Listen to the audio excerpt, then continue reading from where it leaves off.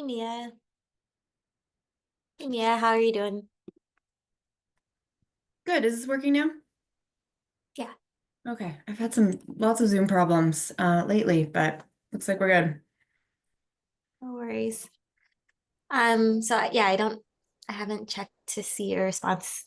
I haven't checked my email, but I saw your response about wanting to work from a more clean version of the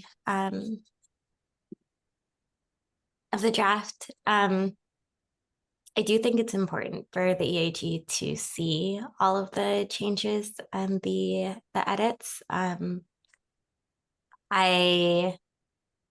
so I'm not opposed. I think that's fine. Yeah, I think we'll see how that goes in just terms of people being able to sort of understand what was changed and some of it's like, bolded Oh, this. my plan is Mhm. to first present like a couple threads that I've seen. So like capitalized versus non-capitalized. That's like a lot of the edits. So just seeing if we can get blanket approval on some of those types of things and then go through chunks of maybe like 10 pages and just ask, are there any edits that are either in conflict with each other or any edits that you would not like approved, and then see if we can get through it that way. Sure. Okay. Just how we're considering to work through it is the idea that we are voting on individual pieces as we go through and then again on the whole thing, or are we just going to move forward on kind of that loose consensus basis for individual edits and then have the one official vote at the end? Do you mind rephrasing that, Dominic? Um, for any specific edit that doesn't have universal approval, are we going to be dealing with those as they come up? So, like I just were you able to hear what I explained to I Mia? was reconnecting to audio. I'm sorry. Okay. There was I mean there's the chunks and pages. Do we want votes? I guess my question is, do we want official action on each of those things, or is that going to be unofficial action? Do we want to vote So, there's two pages of edits with do you want me to capitalization. explain what we're gonna do? Does that Please. I'm help sorry. or I must have missed something. Well, then actually Yeah. we might as well wait for everybody. You don't need to explain it three times. Okay. All right, no worries. I guess I will just, as a parliamentary procedure reminder, if it is not going to be controversial, you can ask for unanimous consent, give people an opportunity to object. If there are no objections, consent has been granted. For any specific things, you need a motion. For our procedures, you don't need a second. And then we do a voice vote on that motion unless someone asks for a non-voice vote. Sounds good. Okay.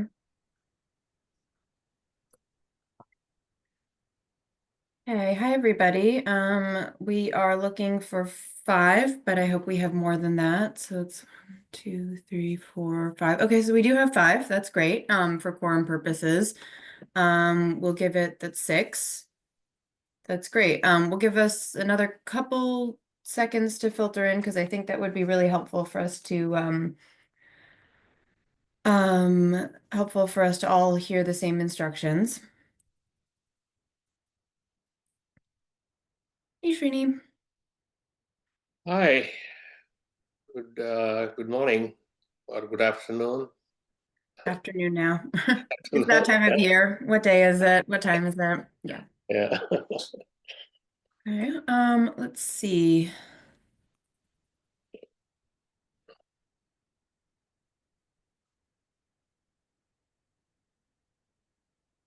Okay, I think that might be everybody, which is great. So I will call this meeting to a start. Looks like we don't have any members of the public on with us now, but we'll keep that in mind and make sure we keep space for public comment as needed. Um, Okay, so we'll just go through the agenda. We'll start by reviewing the last two meeting minutes since we weren't able to do it before. Some updates from our tag liaisons, updates from the PUC from Dominic. We will touch base on the health impacts memo from the tag that was circulated. And then we'll get into reviewing proposed edits to the draft final report and, you know, hopefully incorporating everything that the group wants to see in that. And then we'll sort of conclude that section with a straw poll to see sort of informally where the group feels that, you know, they're ready to approve the report. And Ashir will go over all those details when we get closer to that section. And then, you know, just wrapping up the report and seeing what our directives are for next time on January 7th when we move to submit the report. We'll do any last public comment, but, you know, again, Ashira will fit in public comment if we need. I do see we have one member of the public now. And then we will wrap up with next steps as always. Are there any questions about the agenda? Okay, great. So I'm going to move on to reviewing and approving the November 19th and December 12th, sorry, December 10th meeting minutes. Has everybody had a chance to look at them? They are on the website. Okay, were there any questions or edits about the minutes from those sessions? Okay, I'm going to go straight through then. So can I have unanimous consent to approve the meeting minutes from November 19th, 2024? And digital hands are always great for me to see, yeah, what's going on with that.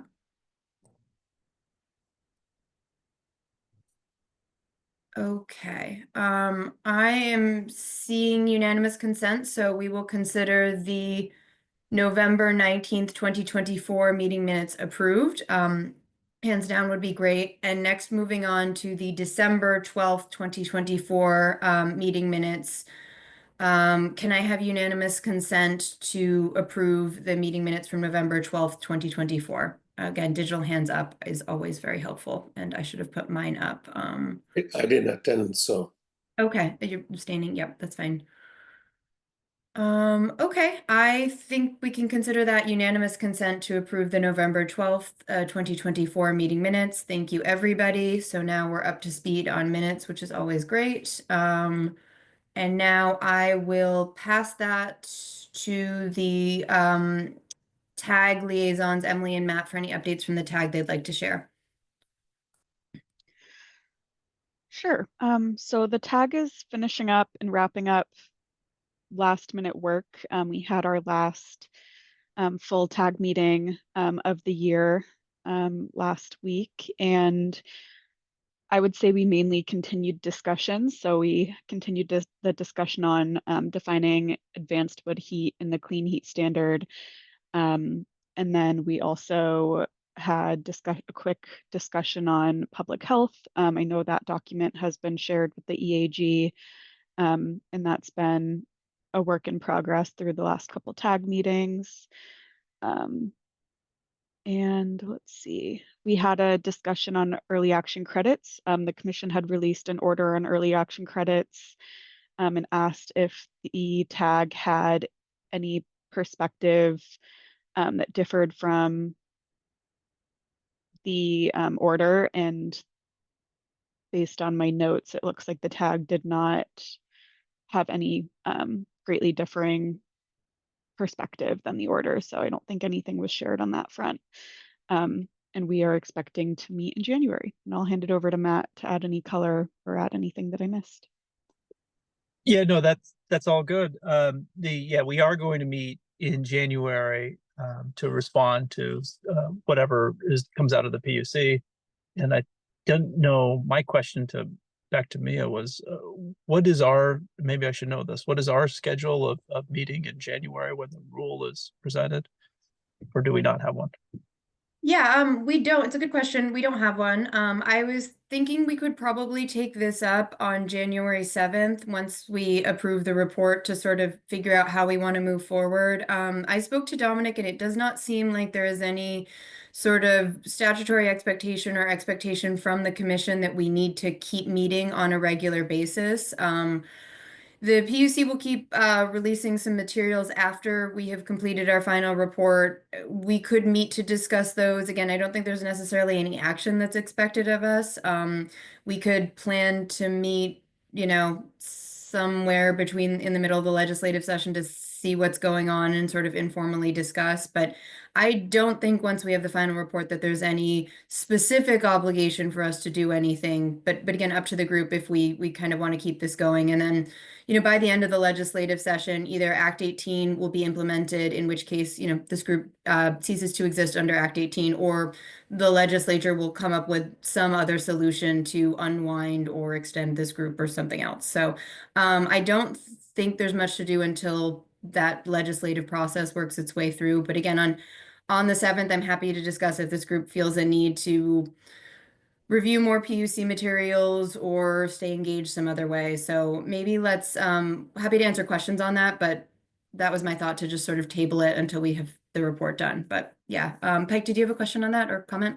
Yeah, I had a question for Dominic or someone from the PUC. I think the rules, the statute says that we disband after the PUC adopts their rules. And I'm wondering, A, if I have that correct, and B, if you know when the PUC might adopt their rules. I believe your memory is correct, Pike. I've got our procedures on my other tab, and I'm just taking a second to find it. One of the challenges with the checkback aspect of this law is that usually the PUC considers its rule adopted once it goes through the Secretary of State's office and all of the related rule specific procedures. But because we are delivering this straight to the legislature, we would not adopt it. We would merely propose it, I guess, would probably be the most accurate language at the moment. So January 15th is not us adopting the rule. It is us submitting it to the legislature. So as Mia said, unless there was further legislative action, this group, as well as the program as a whole, continues to remain in limbo. But that is a good point, Pike, that you're right. It's not as specifically like the law is enacted, but the Clean Heat Standard is a program. So good point. But either way, I think the result is the same, that we have to wait for the legislature to do something before we can stop existing or move forward. Any other questions on that? Okay, so we'll put that as an agenda item on the 7th after we, make sure we're all good with the final report. And so I guess just keep pondering what the group would like to do and how engaged we'd like to be. We could even stay in touch via email if there's anything, but we might just sit tight. So let's think about that. Are there any other questions related to tag business? Okay, hearing none, I'm going to turn this over to Dominic for updates from the PUC. Thanks, Mia. The only major update I have for EAG right now is that the commission has released our CHS cost model. There have been other activities on that front, including a workshop and some back and forth in EPUC. So if that is something that you or your organization is more specifically interested in, that is in our DASH rule case. It's not something I've been directly working on, so I don't have a ton of expertise on the specifics of that. Yeah, Pike? I was surprised at the cost in the alternative proposal, given that the alternative is suggesting to use existing programs, and I wouldn't think there would be as much of a cost as there is in the proposal by using existing programs. And I was wondering if you could speak to that a bit. I don't have much in depth at the moment, just because it's not something that I've been working on. But my high level understanding is that existing programs at their pace are insufficient to meet GWSA goals without some juice to increase their reach, efficacy, or capability. And so that is where you find increased costs.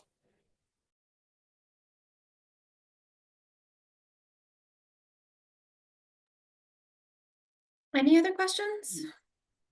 I was just going to offer some clarification. I think the economic model that was released by the PUC is specifically for the Clean Heat Standard. It doesn't opine on any kind of alternative. So it's the PUC's official economic model for the Clean Heat Standard as it's conceived in statute, not the alternative that they talked about in the companion report. So. Okay, anything else? All right, I am going to hand this over to Ashira for the health impacts memo discussion. Thanks. Thanks, Mia. And thank you all. Before we get to this, I just wanted to take a moment because I know today is a really big day. This is the day that we're passing the report. And when I wanted to thank you and express gratitude, I also wanted everyone to take a moment and do what you need to really like center ourselves. I normally am not this hippy dippy, but it's important to take a breath, center yourself. Remember that we have all been working together on this cooperatively for a long time, and we're in a really great place. And I just want us to remember to go in with that mindset, take a breath if you need to, because tensions can get very high, especially when we're coming at these very pivotal moments. So just a reminder, I've been very amazed by everything that you all have done and the way that you have gone about this. And that's not leading into this, but it's my first chance to speak. So that's why I wanted to start with that.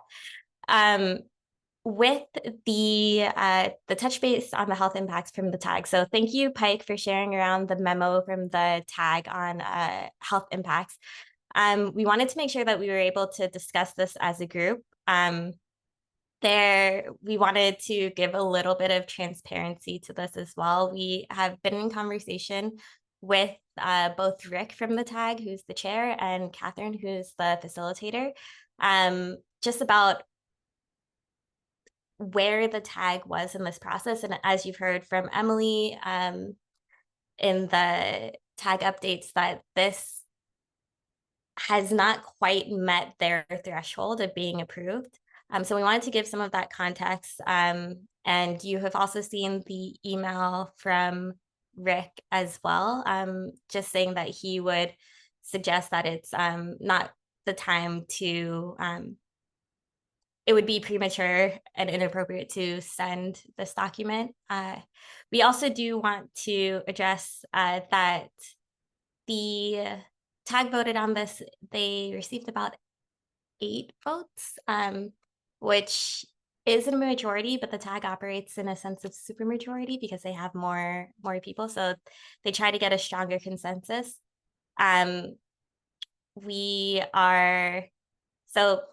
The thought is right now that by sending this in our report before the tag has an opportunity to go through their processes, it's premature. It's jumping the gun and not quite our place as the EAG. So I wanted to put that all out there for you all, give you a couple minutes to discuss that before we jump in. And Pike, go ahead.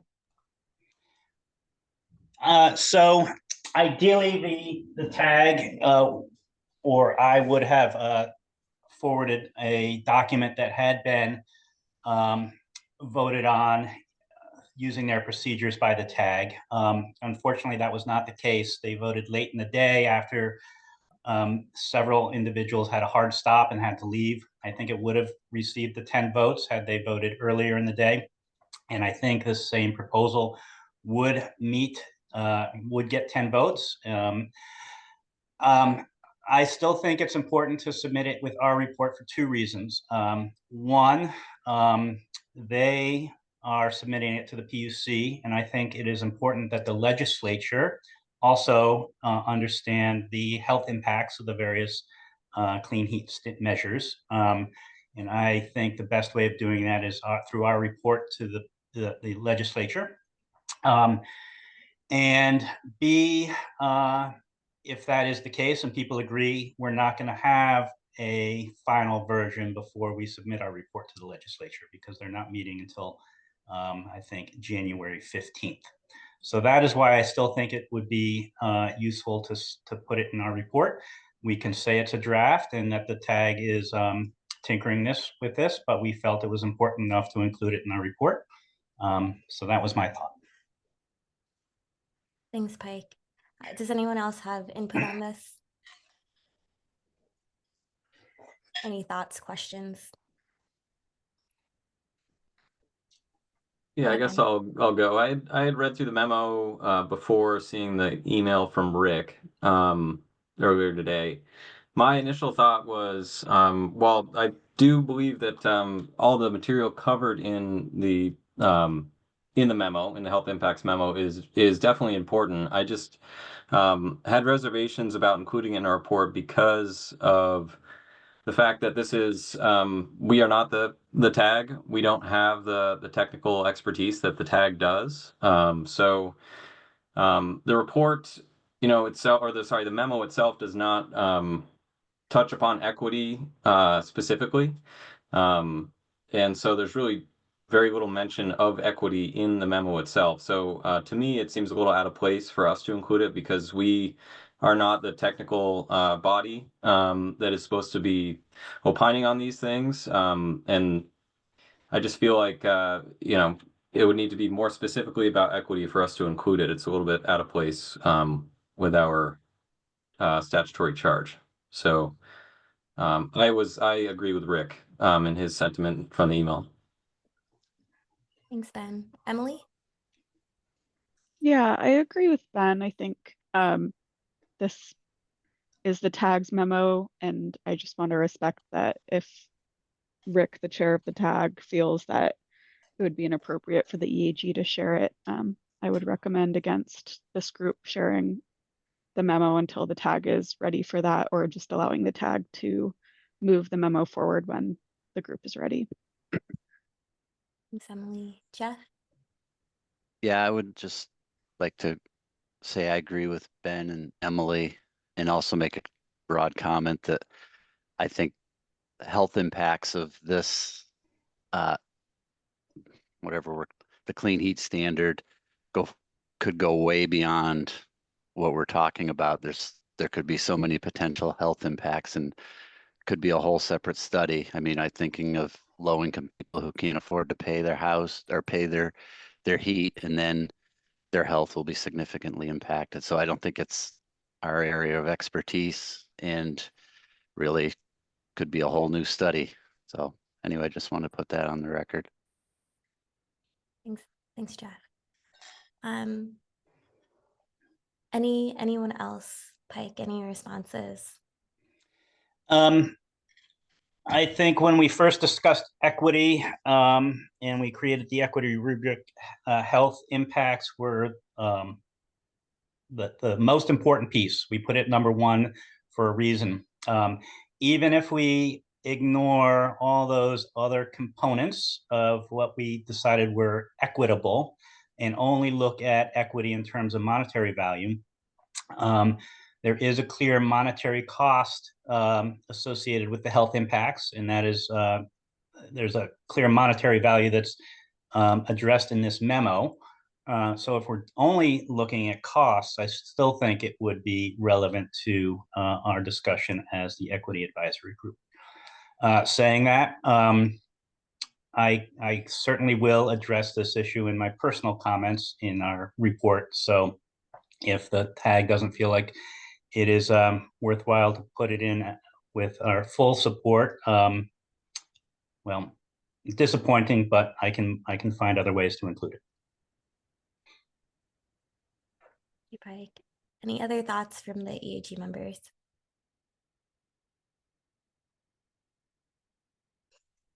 For this, I'm wondering if it would make sense to take a vote, just to have that decision recorded. So I would ask for you. Dominic just gave me a crash course on this before, but I'm not sure. Dominic, am I able to ask, or does it have to be an EAG member? Yes, Great. a member would have to. And it's just important that we are specific about what we are doing, not doing, allowing, or prohibiting. in such a unanimous consent request or a motion that would lead to a vote. And just as a reminder for everyone, unanimous consent, asking if there are any objections, then that scuttles unanimous consent, and it can instead be addressed by a motion with a vote. I make a motion to include this draft in as an appendix to our report with a short preamble explaining that this is definitely just a draft. The TAG is continuing to work on this, and there might be an updated version in the future. Is there a second? Thanks, Mia. So all those in favor of submitting the, Wait, sorry, I think we need a second to that motion, Ashira, correct? I thought you, Oh, don't- I thought you just said, I'm correct. sorry, I missed that part. Correct. We don't need Sorry. we don't need a second. I'm still really bad at Robert's rules. Okay, so carry on, Ashira. Sorry about that. no worries. All those in favor of adding the health concerns as impact memo as a appendix, please raise your virtual hand or your real hand. So I'm seeing 1. All those opposed? Seeing 1, 2, 3, 4, 5, 6. And all those abstaining? Or Matt, did you have your hand up in the negative? Yeah. Okay. So 7 in the okay, negative. 7. I'm slow on my hand. I hope you figured out what I voted on. Okay, that'll be 8 then. 8. Okay. Yeah. And then all those abstaining? So I see no abstentions. It looks like the nays have it. And we will be moving on. So moving on to the report itself. Thank you for everyone who sent in edits. I have done my best to compile all of that is into one space so that we have one place that we are looking at. So I will share that with you. I want to acknowledge that it is very messy. This is very messy, and the process is imperfect. There's not a great way to go through writing a report by committee, especially with the rules that we have, but we're working, and I think we've made great progress.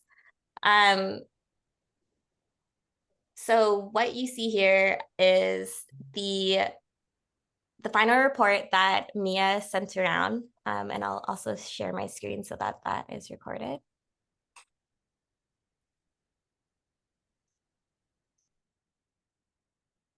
Okay.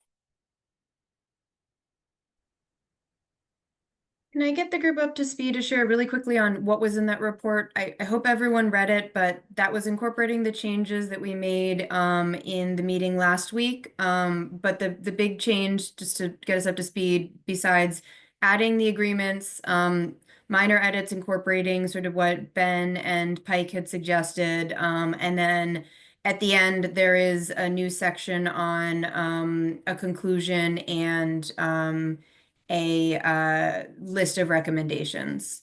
Oh, and I guess the implementation section was changed as well due to feedback that we had after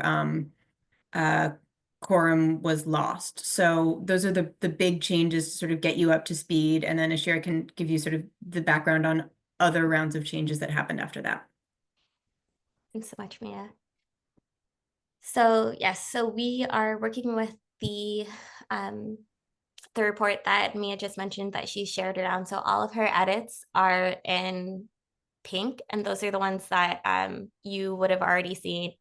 And then throughout the week, we've asked for all of the EAG members to read through this report and submit any edits that you have, so that today we can really just go through and accept edits instead of crafting anything during the meeting.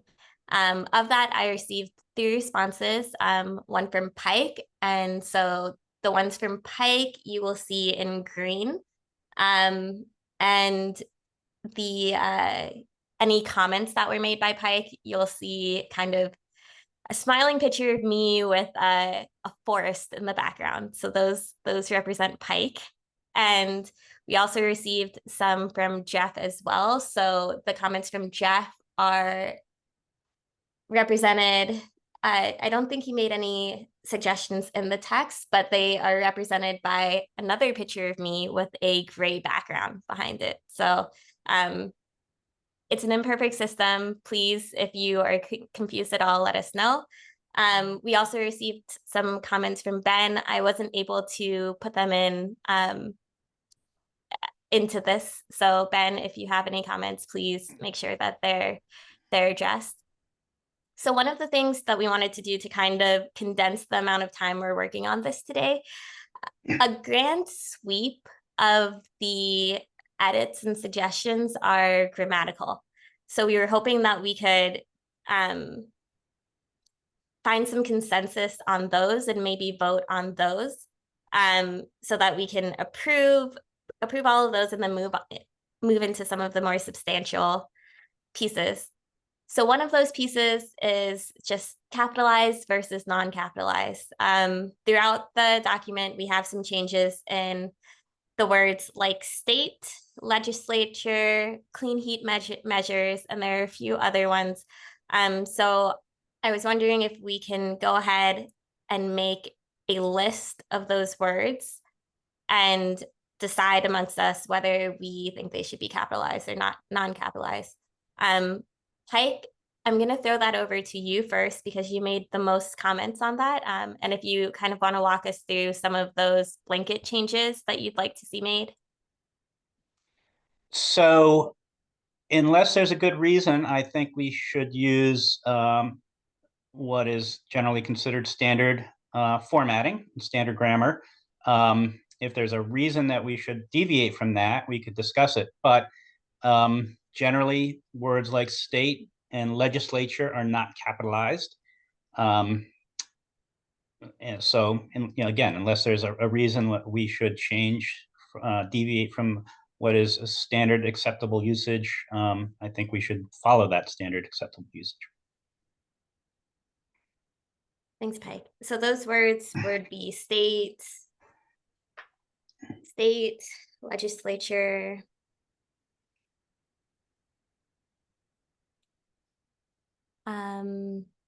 I've also seen clean heat measure. Were there any other specific ones? So I tagged and changed a bunch of them, and I don't remember that, but there were others, yes, but I can't recall which they were. No worries. Mia, go ahead. Yeah, specifically regarding legislature, when I've seen it in other reports, and in particular the commission's order accompanying the draft rule, sorry, it's like the companion report to the draft rule, forgive me for what it's saying what it's called, but they used legislature with a capital L, and I think that means it's, it's a proper noun. I think you would say the Vermont legislature, the Vermont General Assembly, but that could get a little bit tedious. So I've seen it in there capitalized as legislature. I think state also has a meaning, in terms of state of Vermont, but I don't feel as strongly about that one and not dead set on either. Yeah, Dominic? The commission uses capital L legislature when we are referring to the Vermont state legislature, and state capitalized when we are talking about the state of Vermont. In all other cases, it would be lowercase. Yeah. So I was going to say, in report writing, from what I remember, the general rule of thumb for bodies of authority is when you're referring to a singular group, it's usually capital. When you're referring to legislature in a broader sense, in a whole group of legislature, it's small case, the uppercase versus lowercase. That's how I remember it. And anything with any type of acronym is always capitalized. So if for example, if Equity Advisory Group, EAG, that's usually capitalized. So so I think this issue of legislature versus state, I think we should think about the singular versus plural, and I think that's what Dominic also alluded to. Yeah. In the end, Mike, I'm how do you good feel with about either that? way people decide. I think we should just need to be consistent throughout. Yeah. Well heard. So would anybody like to, and I do want to ask specifically as well about clean heat measures. That's will not a name, that's a designation. I don't think that gets capitalized. The commission does not capitalize clean heat measure.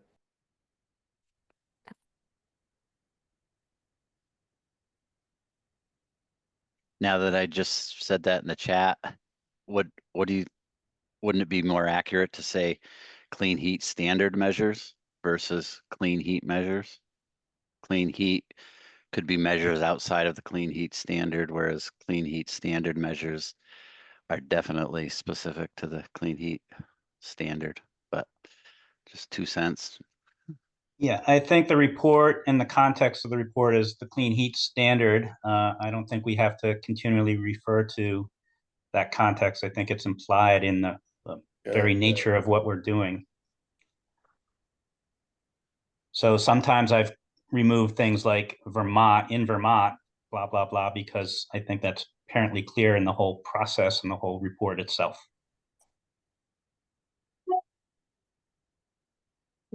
So for, Jeff, do you want to? That's fine.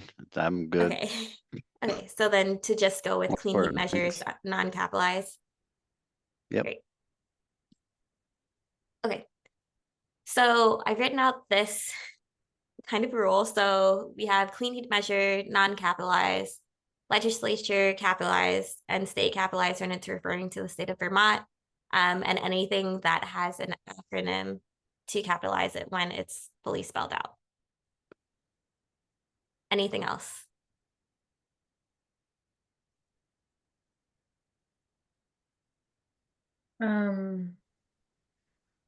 Yeah, if I'm not hearing anything else, I guess I would propose asking for unanimous consent to make those changes and probably make them when I'm preparing a final draft based on edits. I can just do a find and replace in the, Word document version to make sure I've got them all.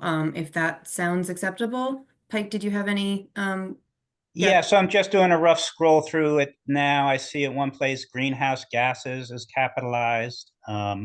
There are other kind of aberrations like that that I would think would all be lowercase.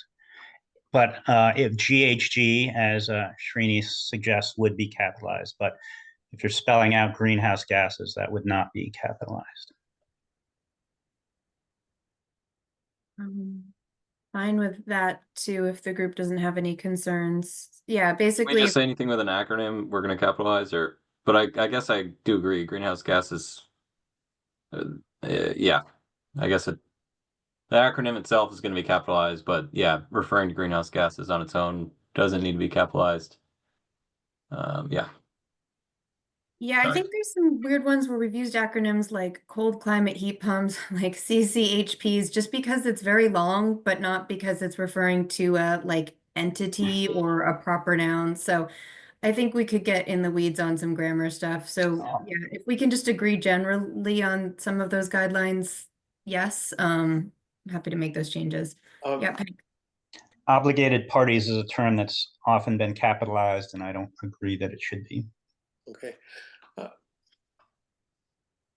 So Mia, I'm just curious, does any of this text documentation has gone through any type of Google or Word grammar check? Yes, but I don't know if it's been, very consistent. It's gone through so many different iterations that I Okay. would not, and I also don't know that Google is always like completely right about Okay. industry terms and stuff. Sometimes you can get consistency by just using one tool and sticking with it. Yeah. Yeah, it's been a problem, for sure, with the different versions. On the capitalized side, are there any other things that we should capitalize? Because then we can kind of just say anything that's not in this list of things that should be capitalized should be non-capitalized. It's a good idea. Anything else that should be capitalized?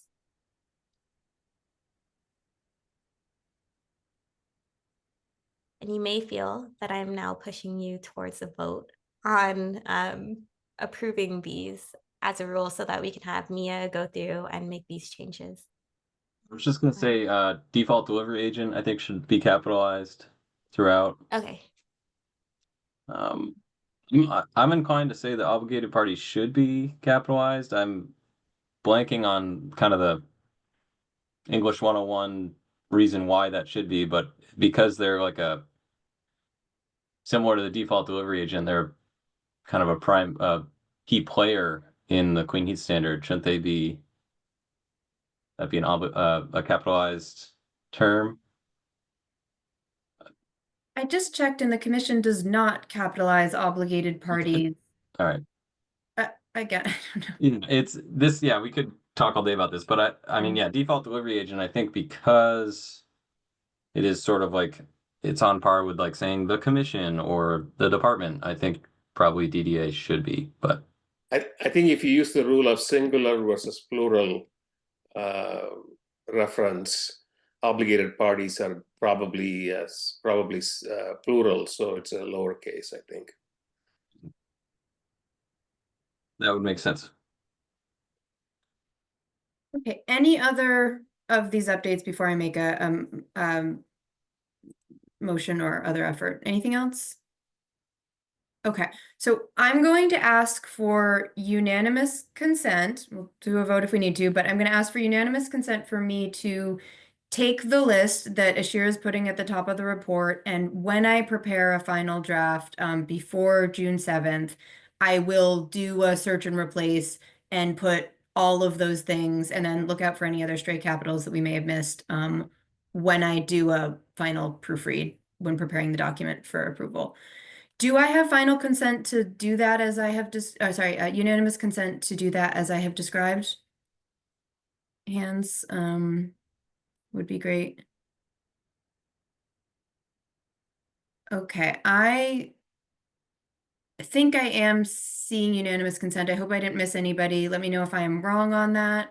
But otherwise, I am going to take that as unanimous consent to make those specific changes as mentioned. So I will do that. Thanks, everybody. Thanks, everyone. So the next thing kind of like that is referring to state. And Ben, this is something that you brought up. So do you want to talk us through that a little bit? Yeah, I went through and just did like a find, on the whole document just to look at how we were referencing the state. For example, in this first paragraph here that we're looking at under executive summary, we use the state. It's like 1, 2, 3, 4 lines up. Without additional intervention from the state, these households will struggle, etc. So I just thought that, in some cases we're saying like the state's housing stock, I think that's fine to use, obviously, the state. But when referring to, the state should increase funding for, the state should, tell someone to do this. I think because this is essentially a legislative report, we should be more specific about who we are talking about in the state, because obviously the state could be the legislature, it could be the commission, could be the department.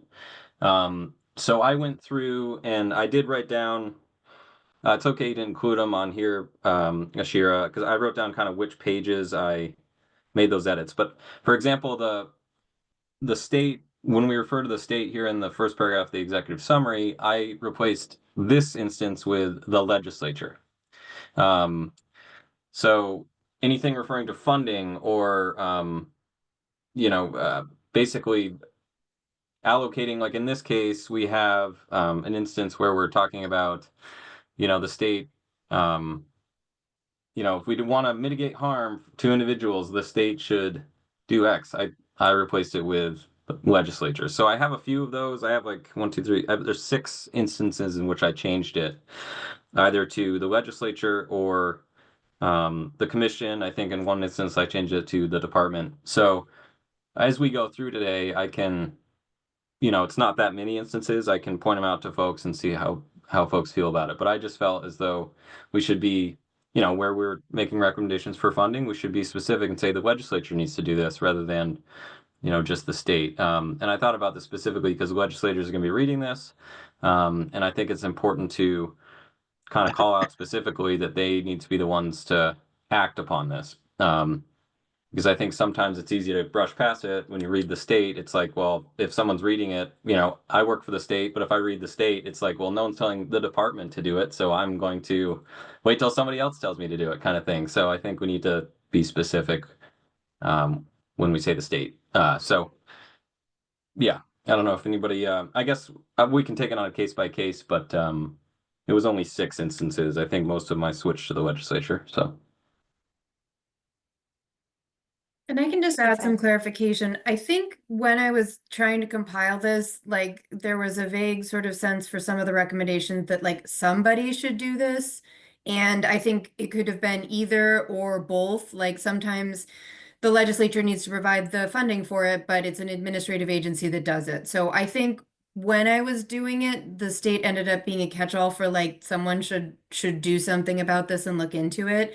I do agree with you, Ben, completely that if we can be sure, we should be sure. But I think that's where some of the vagueness may have come from, of just trying to get recommendations into language that I thought we broadly agreed on. So good point, but that's Understood. Yeah, no, I am guilty of it as well. And I had a conversation with some of my colleagues at the department who have been doing policy for years and was like, you should be more specific. So I kind of went through and took it with that objective lens. So yeah, no worries. I just think it could benefit us in some of these cases. So the first one, I guess, since we're here, I don't know how we want to go about it. Ashir, I don't want to get ahead of our skis, but yeah, okay, let's not Yeah. dive into it, but thank you for noting where they are. And so as we go through, if you can just highlight it for us, then Sure. we'll take a look at it then.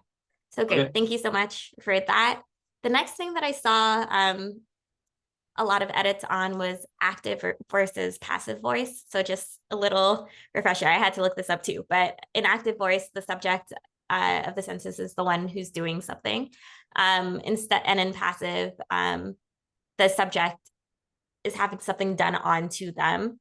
So instead of saying like Ashira is being hit by Dominic, sorry.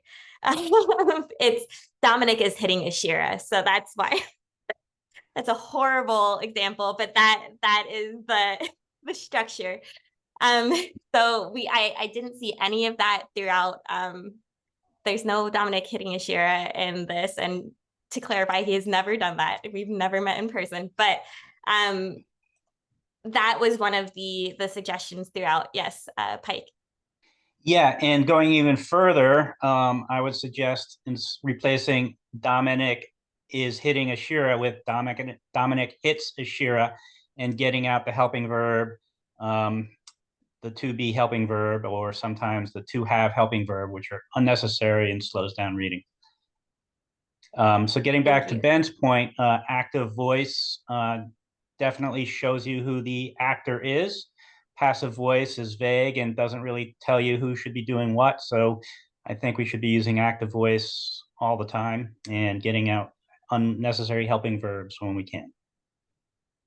Thank you. Okay. So any questions on that? Any thoughts? And do we want to move in a different direction than that?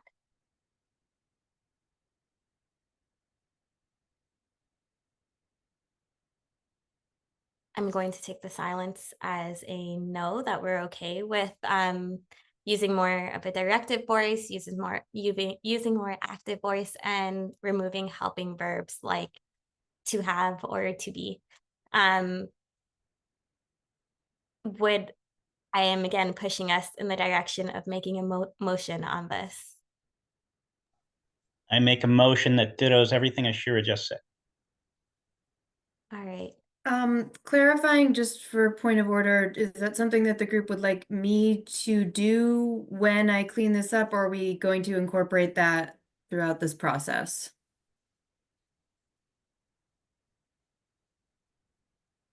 Are the edits already in the document, or are there more that'll help me The get? majority of those are in the document. There are places where it hasn't been addressed, but I would say for this process, the ones that have already been identified, since we're very long time, the ones that have already been identified, as we're going through them, those are ones that we do not need to rediscuss. We have an understanding that we're moving towards more active voice. Okay, can I have unanimous consent from the group to incorporate the edits that have been already made in the text that specifically refer to active versus passive voice, and to, with kind of a light hand, make any other active, passive voice edits that I uncover in the final drafting process with, you know, I'll really make sure I don't think I'm changing intent, just, you know, phrasing. Do I have unanimous consent for that type of change in the final editing process? Okay, don't quite have everybody, but I know not everybody is on their hand all the time. Are there any concerns about me taking that approach? Verbally would be helpful, just letting me know. Okay, I'm going to take that as unanimous consent to make those changes as described. Thanks, everybody. Thank you, Mia. Sure, just a point of order here. With the you wanted me to highlight in this draft here, like where the Yeah, you instances don't of have this. that. I was gonna say I don't have Yeah, that you don't have access, so I'll access. just Yeah, which we'll that's wait until totally we're fine. going through. Sounds good. No worries. And so the final piece that I noticed was the footnote placement. So sometimes the footnotes are placed in the middle of the sentence, and we have a lot of changes placing them at the end of the sentence. So Pike, most of those were yours. So if you'd like to address that, please feel free. So generally they should go after a clause, either after a comma or a period, and that helps readability. I find that when the footnote is right in the middle of the sentence, it just slows things down. But it's not just me. This is standard usage of footnotes. So I think we should, unless there's a good reason to do so otherwise, just use what is standard for footnote citation.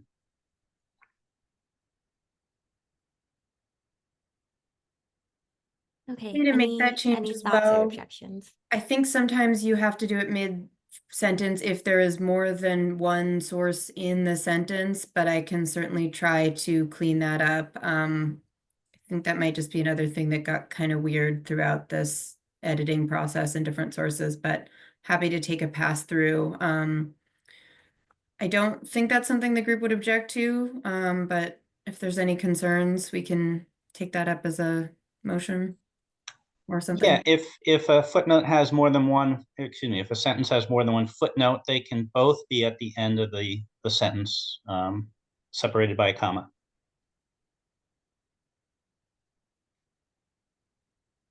Sounds good to me. To be clear, I read through it this morning. I didn't see many. There might be like 1 or 2 instances of that, but there's not many. So I think the ones that I saw that were in the middle of a sentence were following a comma. So I think we are mostly good. But yeah, I agree with Pike. Sure, I can go in and keep an eye out for that in the final editing process. Yeah. So again, pushing us towards a vote on this. So this is adding footnotes only after a comma or a period, and if there are multiple footnotes, adding them all at the end, separated by commas. Yep, I can do that. Do we have unanimous consent to change the footnotes so that they are after punctuation, as Ashira has written in this document? Okay, I am going to interpret that as unanimous consent. Thanks, everybody. All right. Thanks, everyone. So those are the main, that will get rid of a lot of the edits that we'll see throughout this document. What we will do is we are going to take the document in sections of about 10 pages each. I'm going to ask you to go through it, look at the edits that have been made, and look for one, if there's conflicting edits. So if somebody has made an edit on the same thing.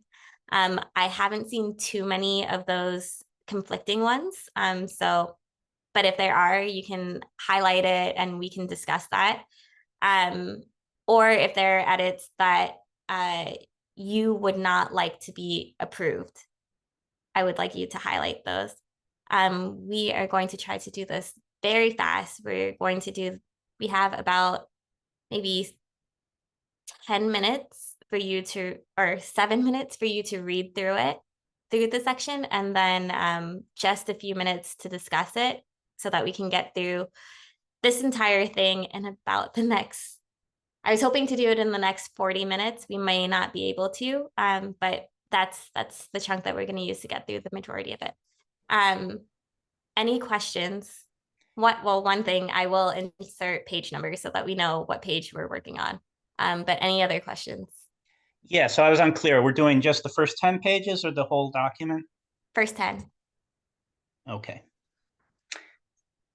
One other point, sometimes we refer to the Clean Heat Standard as Act 18. Since Act 18 has passed, I think we should refer to it as the Clean Heat Standard.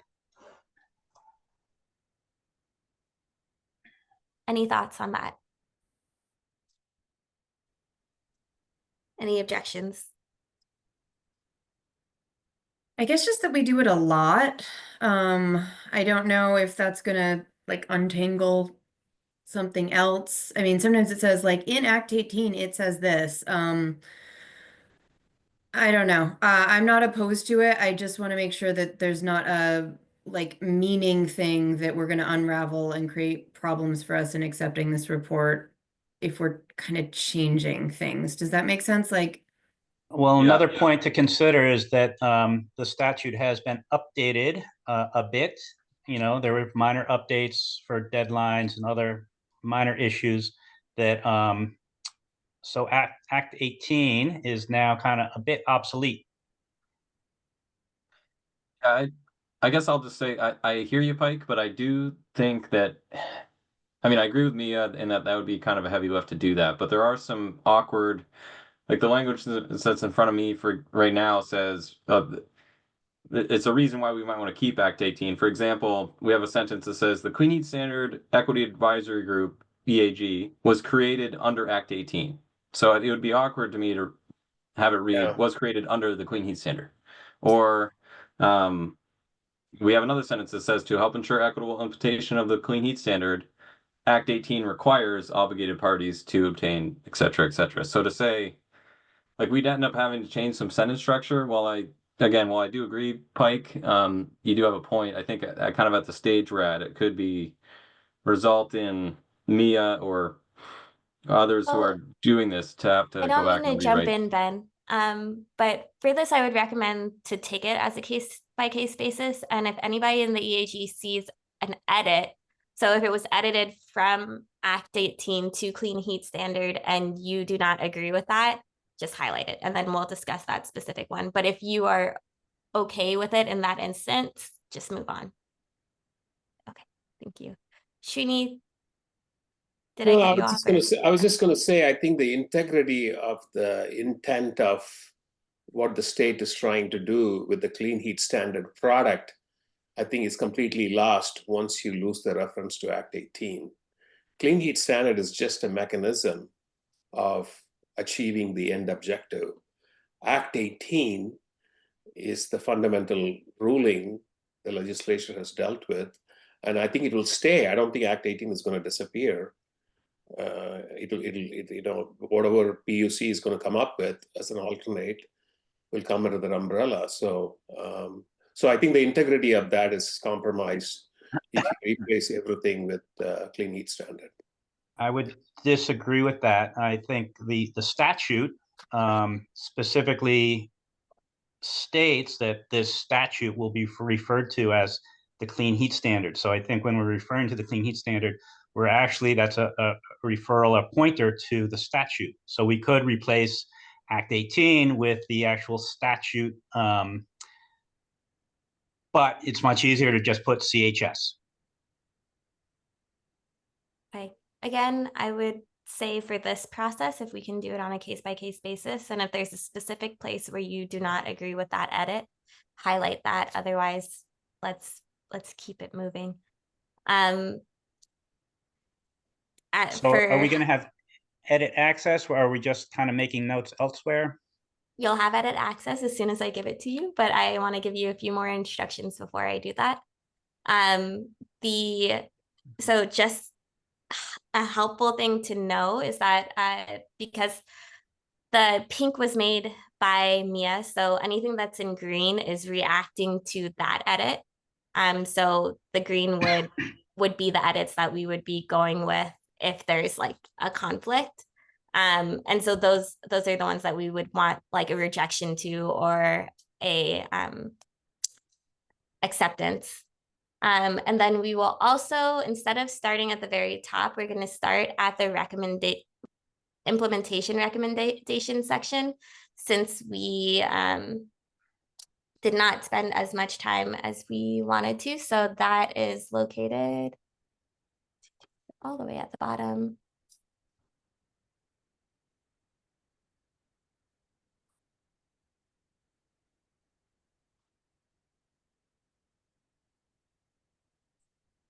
You all did a lot of work on this, so there's a lot of pages. And again, with this section, I just want to emphasize, this was after we lost quorum last time. I tried to take what I thought the group had sort of flagged as concerns for this, just kind of level setting, and we had not discussed a conclusion before this. So again, tried to add that based on like, I think discussions we have had and comments, but so we are starting pretty fresh on those sections, but that's where, you know, those edits are coming from, kind of inclinations from the group rather than specific texts we had sort of discussed in the meeting. Thanks. Yeah. So if we take a 10-page chunk starting from the bottom so that we can incorporate the implementation recommendations, we would start on page 59. That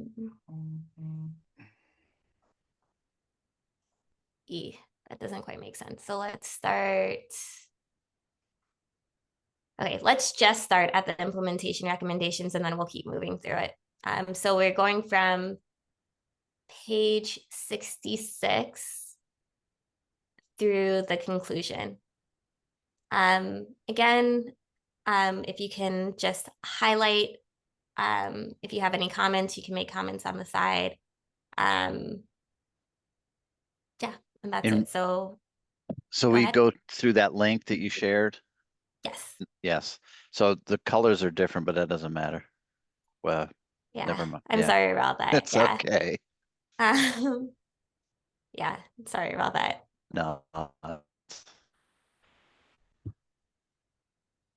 So Oops, let's take where'd it go? until 135 to see if there's anything that you object, any edits that you object with,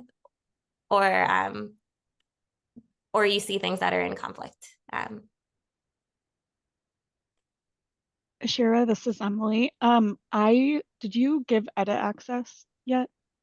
I did. Do you not have access?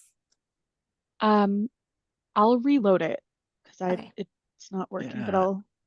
Yeah, I don't have it yet either, but maybe reloading Yeah, I will do it. don't. Request edit access. Try refreshing. Reloading did work Okay. for me. And Ashira, do we want to make these as suggestions or edits this time?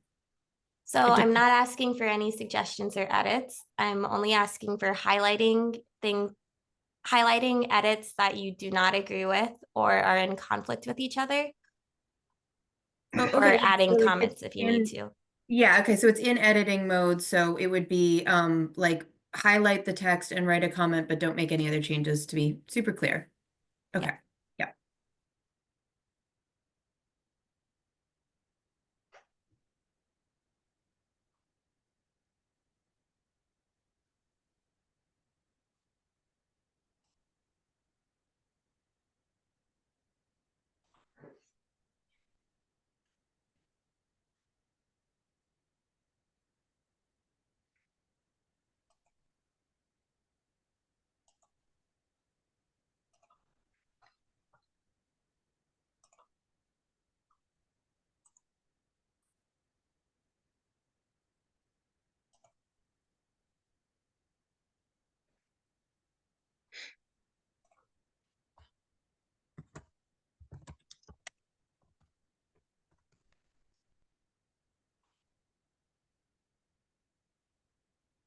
Adding to this, the things that are in pink, you would have already seen.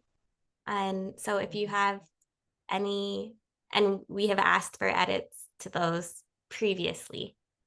So we can address them, but I'd love for us not to work on the things in pink just because we've already asked for edits on those.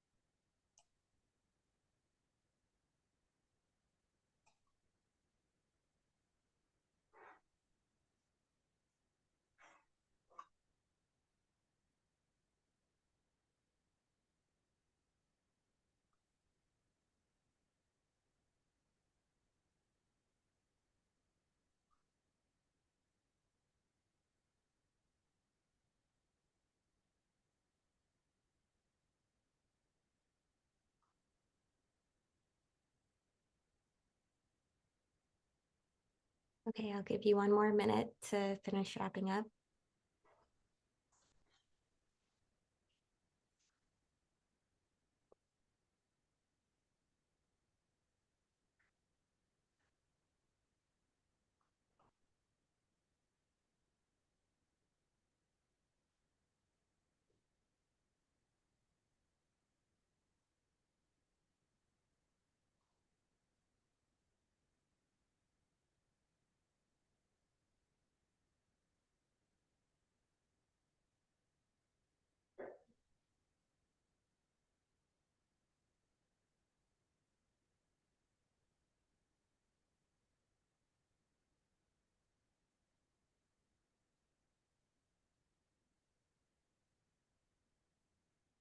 Okay, gonna bring us back together.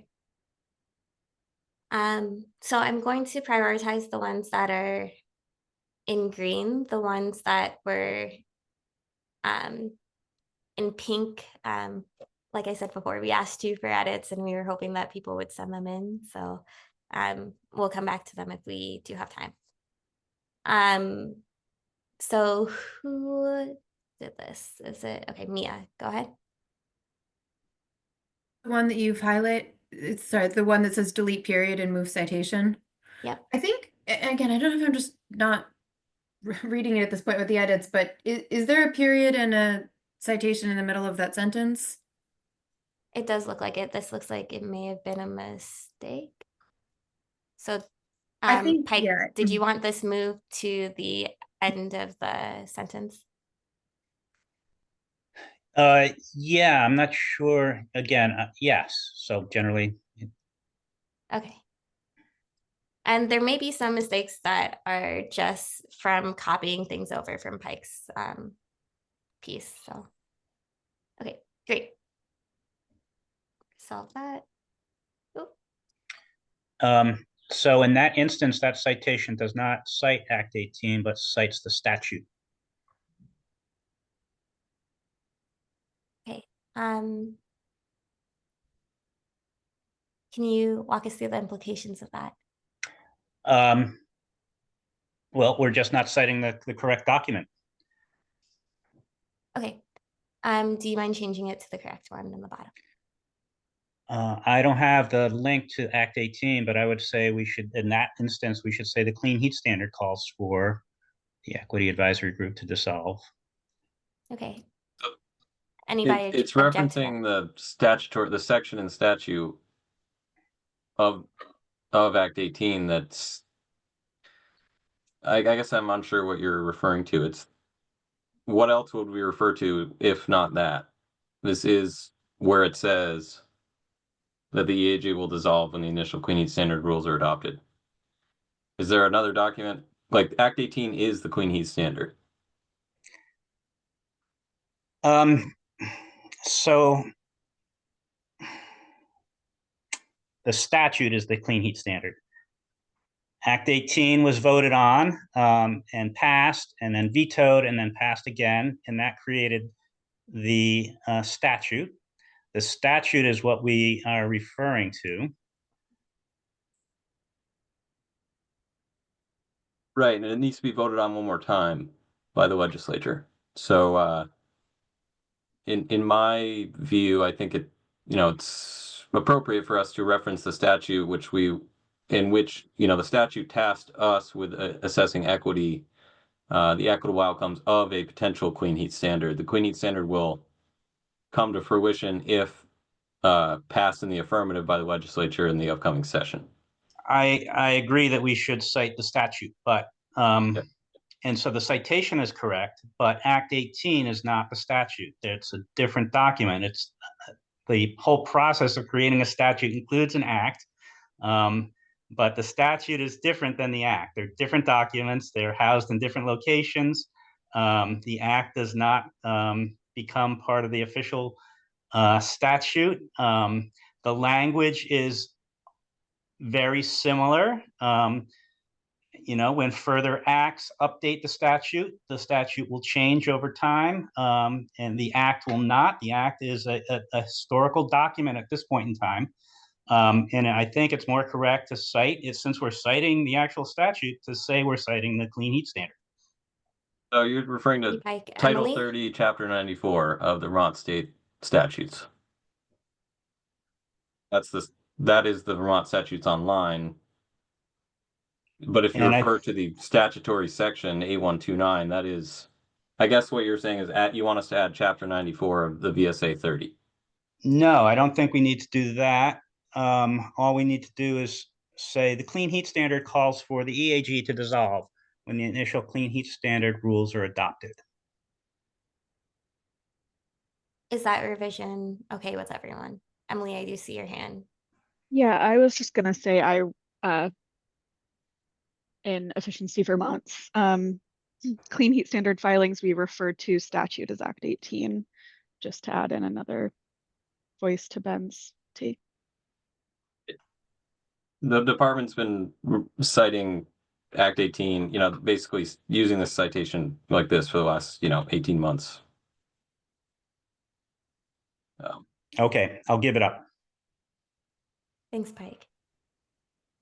The next piece, Mia, do you want to touch on this? Yeah, I don't know. I don't think this is wrong necessarily. I just don't know, when it says the EAG believes the draft rules proposed by the commission do not yet adequately address the adoption of the Clean Heat Standard and the equitable adoption of clean heat measures, pardon me. I just feel like we don't talk about what the draft, we don't really have an accounting of what the draft rule says or doesn't say, or its limitations. We kind of gesture towards it in the memo section. I feel like this either needs elaboration or maybe needs to be removed for lack of time. But, I didn't write it, so I don't know. Go ahead, Chris. I thought this statement was very important to have there. I didn't write it. It really stood out to me. If there was a way to wordsmith it to, it's not draft rules, it's all the information proposed so far, but everything that we've seen so far does not adequately address equitable adoption of clean heat. It seems to be a consensus statement. Would that help you, Mia, if it was changed to the information proposed?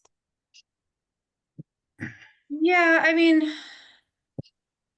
yeah, I guess I don't, yeah, maybe it's not, I just don't know if it's like the commission, and maybe it's like what Chris says, like the totality of the clean heat standard rules. I just think, putting draft rule or something specifically proposed by the commission, I think just begs the question of like, well, what are you concerned with specifically? Like, it just calls for elaboration. So I think we could say like the program proposed so far or something. Like, I could try to come up with something more clear. Let's see. Maybe the clean heat standard framework and not proposed by the commission. So maybe the clean heat standard framework does not, I think that may be more accurate. Yeah, I guess I could live with that. I see what you're saying, Chris. But I tend to agree with Mia. Yeah, I think that definitely referencing the draft rules would be awkward because that would be referencing a specific document that the commission released. And that would be out of context with this section to reference the specific draft rules because we already opined on those specifically earlier, but a month and a half ago. Yeah. I mean, I guess this would work, yeah.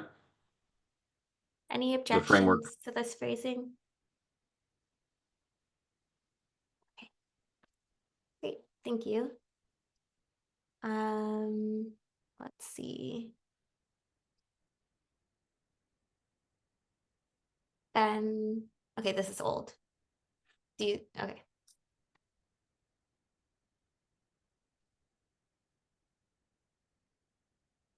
Shuni. So instead of an ombudsperson using a term like neutral party. Shuni, are you there? Okay, we may have lost Shuni, but everyone else, would you be okay with just changing the ombudsperson to neutral party or using a term that kind of explains it out a little bit more? It would definitely be plainer language. I would agree with it. And Any look up objections? ombudsman. Yeah, I think ombudsperson is. I mean, neutral party. It seems a little generic. It'd be more simple, but ombudsperson is basically a specific entity or individual whose job it is to do what the sentence is saying.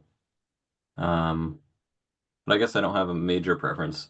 If the audience is legislature and if they are all well educated, then no problem. I hear you. Ombudsperson is definitely a sort of antiquated kind of. It's just a very specific term, but yeah. Yeah. Any other thoughts? Okay. So I'm gonna get rid of ombudsperson and leave neutral party. Okay. Not hearing any objections. Right. Okay. I do not see anything else highlighted to be changed. So, okay, let's go back to this piece. Would the person who highlighted this mind talking through this a little bit? where are you now? I'm on So the if I part that says the clean heat standard. Yeah, if you click on my picture, it'll take you there. But it's at the very beginning, right under recommendations for implementing the clean heat standard.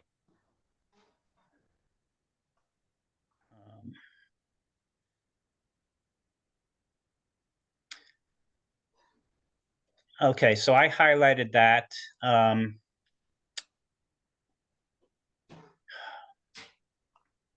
Because I think it could read a lot more simply. The section below describes how the clean heat standard should be implemented to ensure equity and get a lot of the jargon out of it. But I highlighted it because I thought maybe the equity, the editing portion was done and didn't want to continue editing. Thanks, Pike. And in general, yes, that is the case.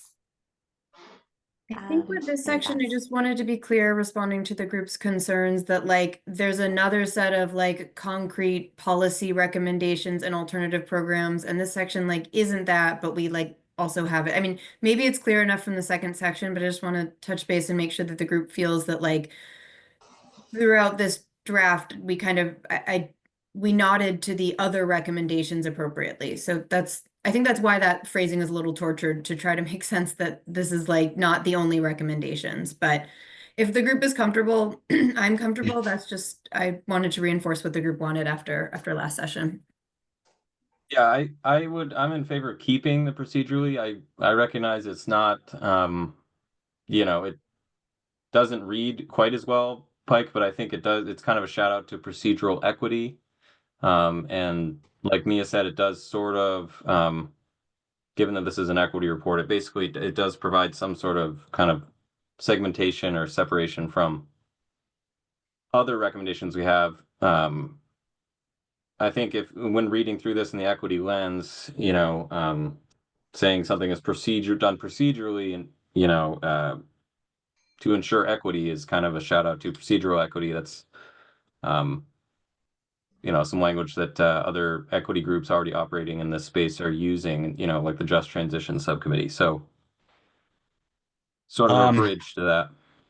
Yeah, so two comments to that. I would say a lot of the language that the Climate Council, especially specifically that document that you're referring to, does not agree with our request elsewhere that documents be written at, I think, a 5th grade level, 3rd grade level. So I don't think we should use that as the standard, because I don't think it meets our other standards. And second, if we are going to include this, I have questions about the term rule. I think we're talking about statute here. The rules, there are rules that have been, draft rules that have been drafted by the PUC, but I don't think we're just talking about those rules. I think we're talking about the entire statute. So I have questions or concerns about the rules implementation if we're going to go with this more laborious sentence structure. What about this? We say it this way: the section below describes how the clean heat standard should be implemented procedurally to ensure equity. If you get behind that,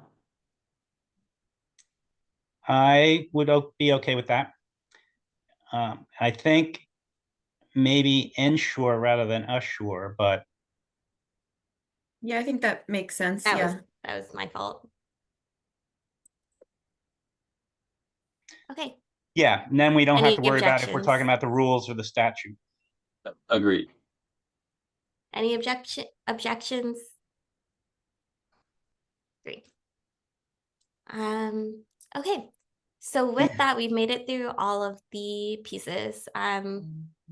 Now we would like to take a vote just to say that we can accept all of these changes as they are. Would anyone like to motion? I'll So it motion would be to from page accept the 66 till the end. Sorry. motion to accept the changes and edits made from page 66 to the end of the report. I second it. Okay, all in favor?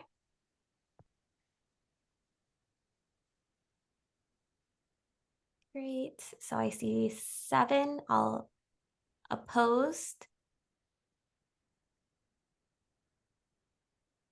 I don't see any, all abstaining.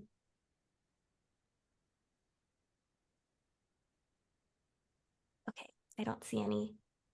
So I will say the yeses, the yeas have it. So great. We will go ahead and accept all of these changes.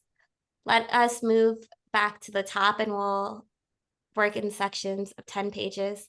I'd like to remind you again that because we did all have time to look over the edits that Mia made and sent around, and the ask was that you provide any edits so that we can incorporate them today. We will be refraining from editing anything that's in pink. So this is all just the new edits. And I'm sorry if your colors are different, but if you can just reflect on my page and see what those colors might be.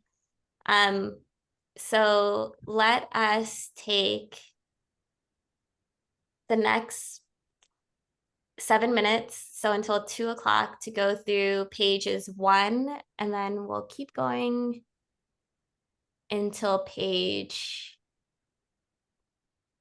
15, because a lot of it is crossed out.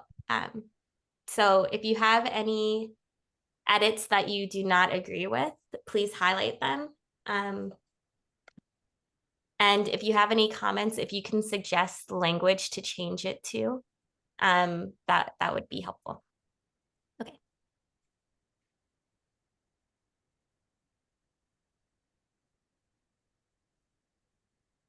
In the meantime, I'll go ahead and accept the edits at the bottom.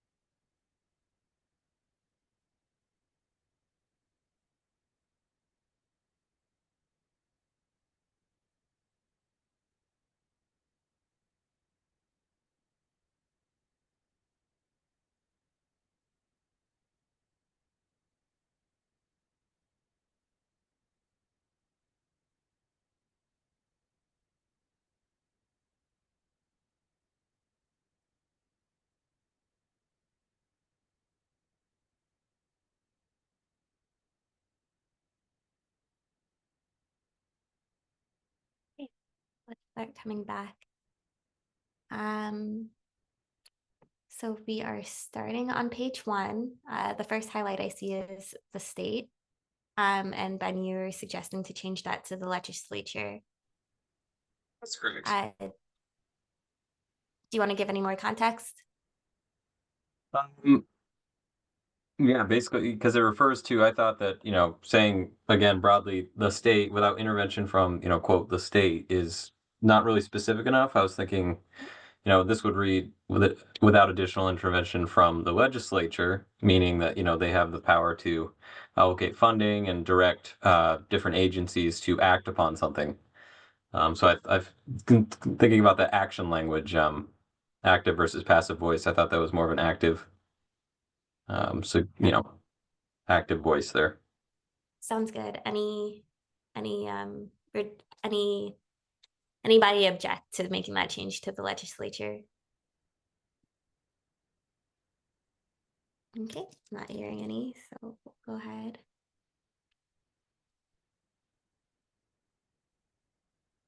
Okay, moving on. Oh, and these were already highlighted in the report, so these are not anything new. Yeah, sorry about that. I wanted to bring the group's attention to it in the email. Okay. So those are some things that we need to do something with. Yeah, thanks. Okay, thanks, Mia. Same with the page numbers. These were just to bring your attention to it. Yes, I will make that previously. change once the final report has a page number to make sure I don't make a mistake. So yeah, should be non-controversial. Sounds good.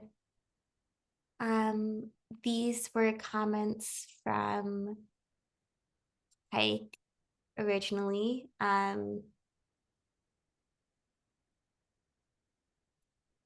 Which, yeah, we've already addressed.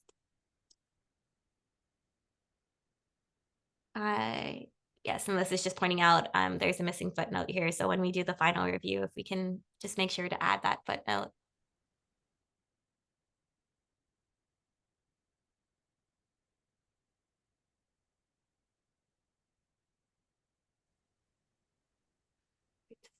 Okay. These are all old. Srini, you made a comment after the introduction, the rest of the sentence is more focused. Yeah, I don't know whether it got captured in the comments that I brief comments I submitted for the meeting that I missed. I think in reading through the report, especially on this section, what I realized was we talk about the GWSA as with the scope of addressing emission reduction, all thermal emission reduction.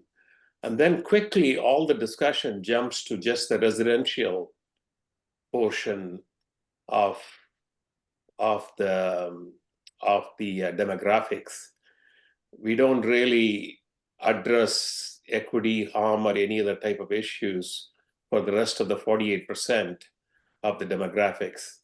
So I was just wondering whether maybe I missed something in the earlier discussions.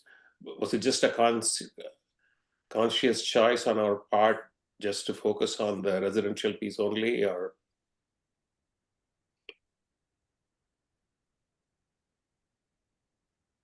Any thoughts from other EAG members?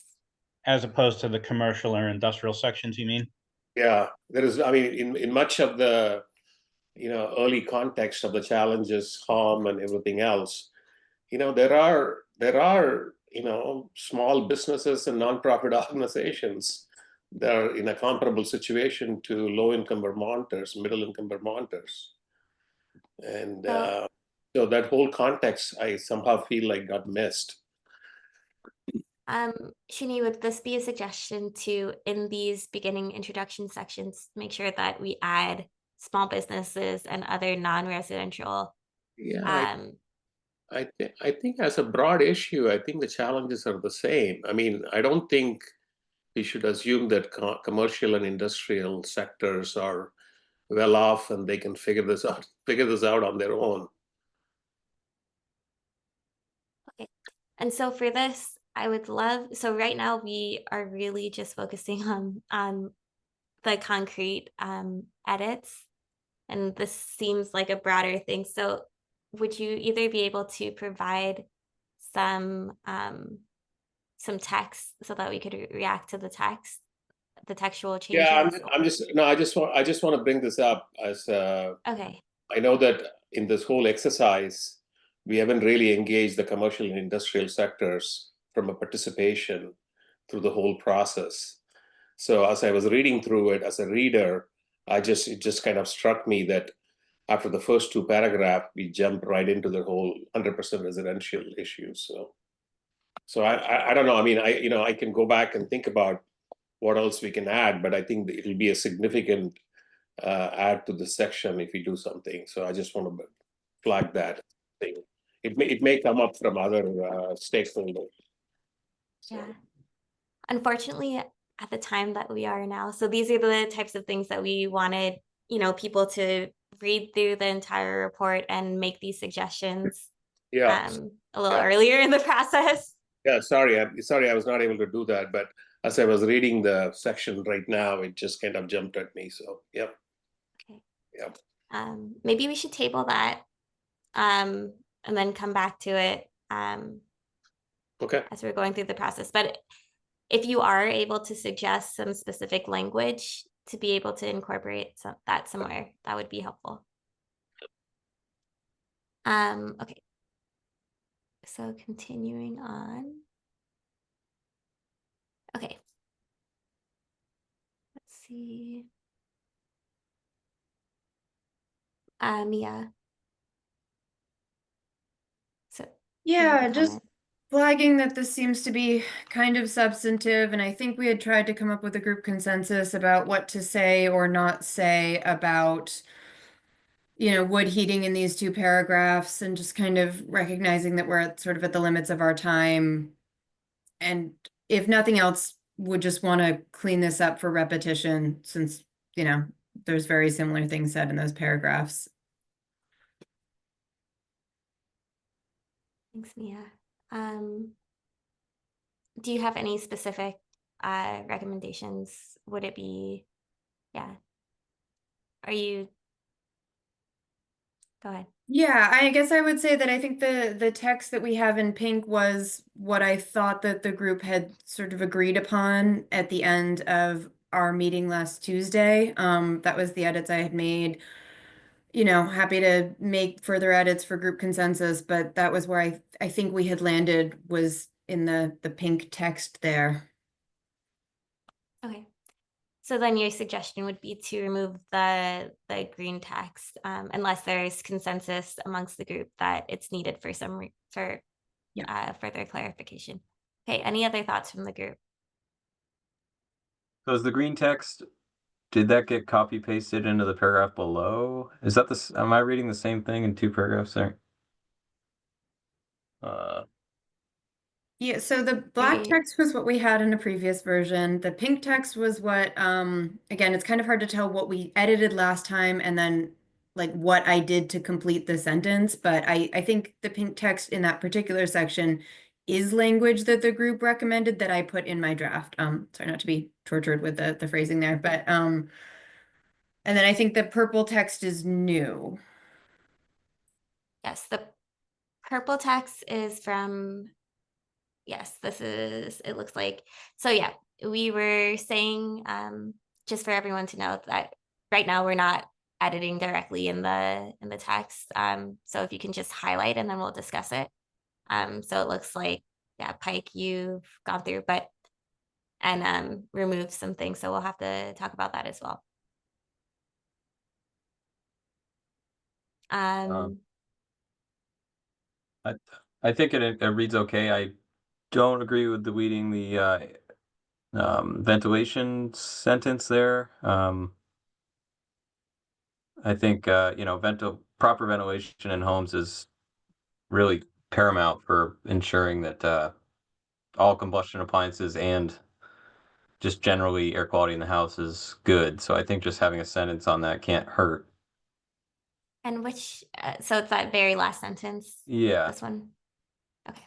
I know it you're editing for brevity, Pike, but I do think that's an important sentence, even though it doesn't really immediately come off as such. But Well, I also don't think it's true.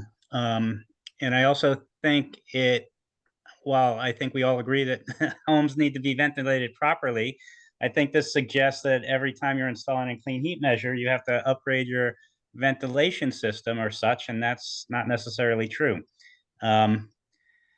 This never came up once that, when a heat pump's installed, appropriate ventilation measures need to be installed or ensured in a household as well, or any other system. So I think it's making a point that's not true and not necessary. right, I mean, we did talk about it at length in our, throughout the last year. I remember making that point. Because we talk about air quality, we're making the point that, burning wood is poor for air quality. That I think that's, obviously there's multiple studies on that.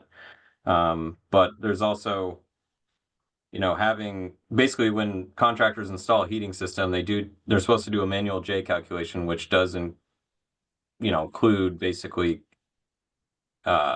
thinking about ventilation. If you don't have proper ventilation when you're installing a heating system, it could backdraft and cause carbon monoxide poisoning, etc. So while I do agree that it seems to be sort of like an out there sentence, it is true. I mean, I suppose we could get a citation there. We could easily cite the, Weatherization Assistance Program Tech Manual on ventilation if we wanted to, or, ASHRAE, whatever. But I really, yeah, I am in favor of keeping the sentence. I guess we'll leave it up to others if they have a preference or not. But I agree with Ben. If we're going to talk about the safety or the dangers of wood, we should talk about the safety and related health and safety measures that go along with other clean heat measures like weatherization, which is a clean heat measure. And you can't just insulate and air seal a house without ensuring proper ventilation and all kinds of other safety testing. So I think if we're going to put one in, we should put them both in. It's my opinion. Thanks, Jeff. Well, I Sounds think like it might be a place that we would need to take a vote, as it's a substantive piece of. so. I don't disagree with the sentiment here, and it Mhm. might help me if instead of paired with, which is kind of vague and just suggests, I don't know what it suggests, but if there was more specific language there that explains what you mean. and I could get behind language if it said must be all clean heat measures must consider appropriate ventilation measures. I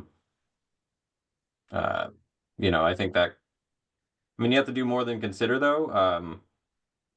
Maybe be installed alongside or in conjunction with.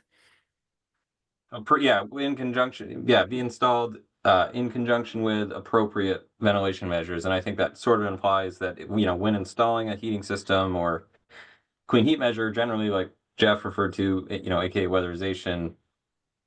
I think what we're trying to say is it needs to be done properly to ensure improved air quality. How does that feel, Pike? How does the sentence read now? All clean heat measures must be installed in conjunction with appropriate ventilation measures to ensure households experience improved air quality. I guess I could live with it. Can we just change it to say this is Matt Coda to should rather than must or something, or like, I don't know. It just must is the word that I think probably is tripping Pike up and maybe me too. Ben, Yeah, I could me, live and with Jeff. should. Fine, yeah.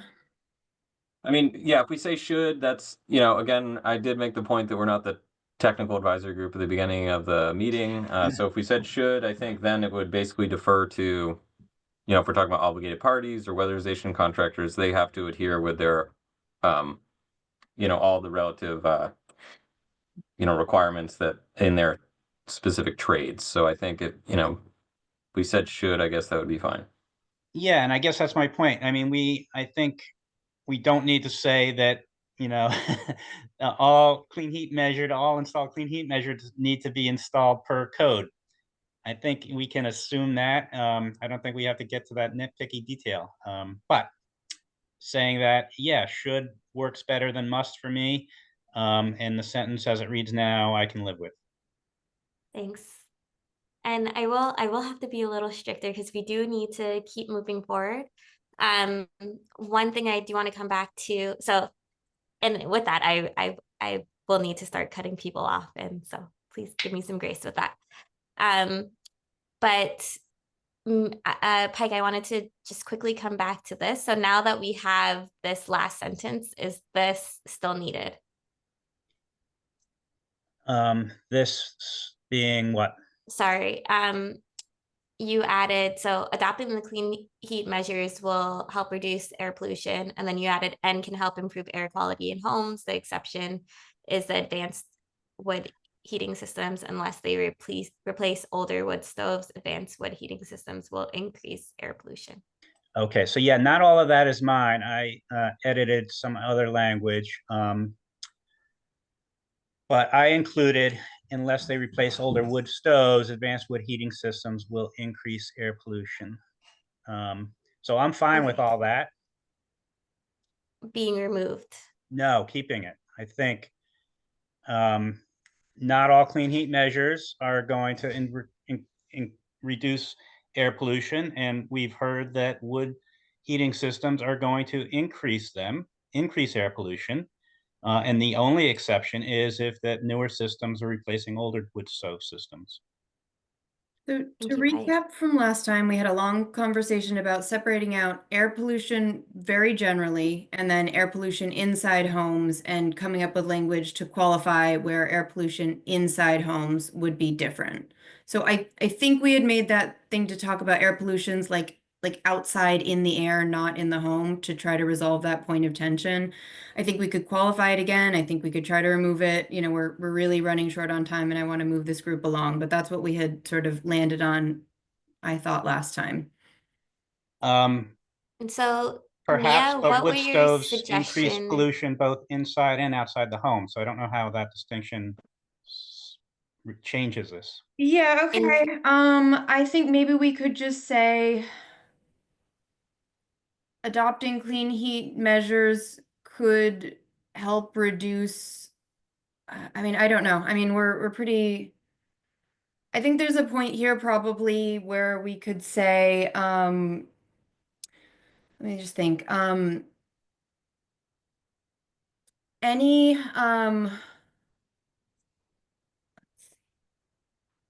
maybe we could just put the sentence that says emissions reductions have been demonstrated to have economic benefits, and have that be a standalone weird little paragraph, and then talk about indoor air quality separately.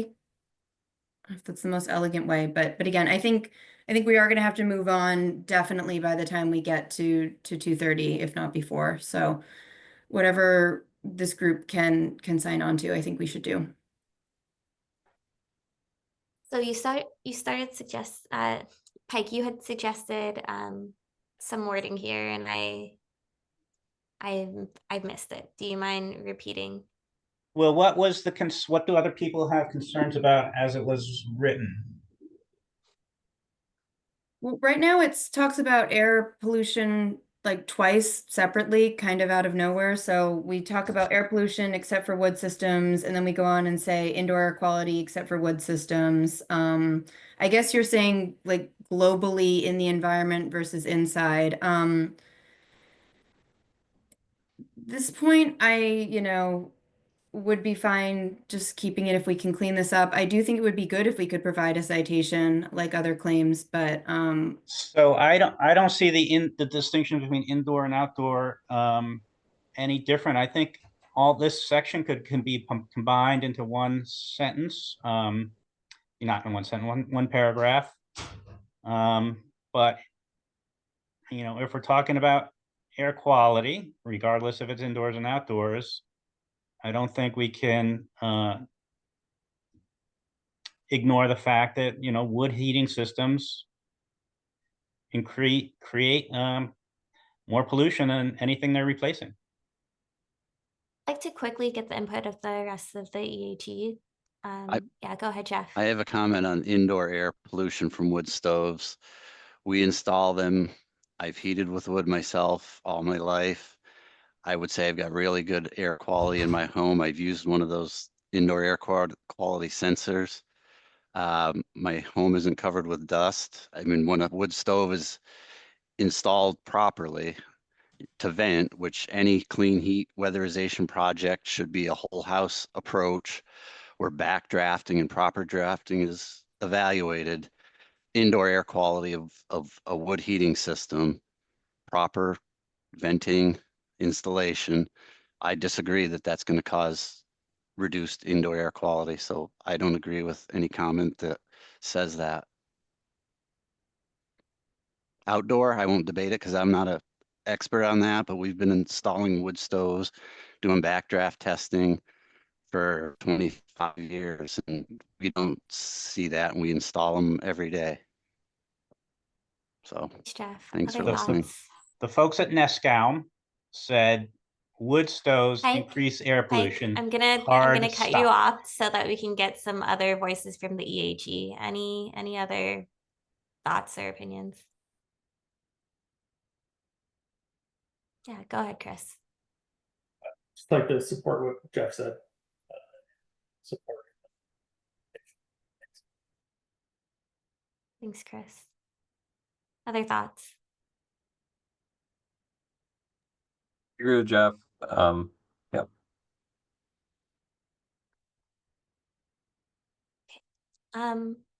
Any other thoughts? Okay, so could I suggest, Jeff, that you take a try to redraft this in ways that align with what you were with your point? I think my point is separate and kind of related to Ben's, where he talks any clean heat measure requires assessment of building moisture, indoor air quality, which ventilation is related to, isn't the one thing. Proper backdrafting of appliances when a home is tightened up and air sealed and new equipment is installed. It's not just do one or the other, mix and match. You got to do it all at once and evaluate the safety of the home. I mean, you don't want to add stuff at this point. I think it's important. Sorry, I haven't caught it now, but as far as this wood stuff, all I'm opposed to is mentioning that or inferring that indoor air quality is going to go downhill if you install a wood stove. That's all I'm saying with that. If you want to say it outside, I guess I'm not opposed to that, and I don't know. So if you want me to help work with Ben for a paragraph on what I just mentioned, I'd be glad to help him do that. But I don't want to rework this thing on pollution because that's not my cup of tea. Okay, if you could draft something so that we have something to reflect on, Sure. as it seems like there are a few people who agree with your point, and so it would just be. I mean, if we helpful to just move on. delete the sentence that's highlighted, I think that would get at what Jeff's referring to. Yeah. Okay, I see And nods from then- Chris as well. So how do we feel about that? Would anybody like to make a motion to remove that sentence? Nishir, can you be clear on exactly which sentence you're? Sorry, it's the one that I have highlighted. The exception is advanced wood heating systems unless they replace older wood stoves. Advanced wood heating systems will increase air pollution. Just want to be super clear that that language is still in the paragraph about indoor quality, air quality. So I don't know if that addresses concerns. That's at the paragraph that's at the bottom of the current page that says, however, so it's softer, but we do talk about it there. I'm not sure that if it's just that sentence and like the one at the top and we can all agree, great. I don't know if this is a larger issue and, quite frankly, we're out of time, I think, as an EAG to make substantive policy discussions. I don't know if, given the time we have, the right way forward is just to remove this entire section and have any additional comments in individual EAG members' optional comments to add. I really want everyone to be able to sign on for this report, even if they don't agree with every single thing.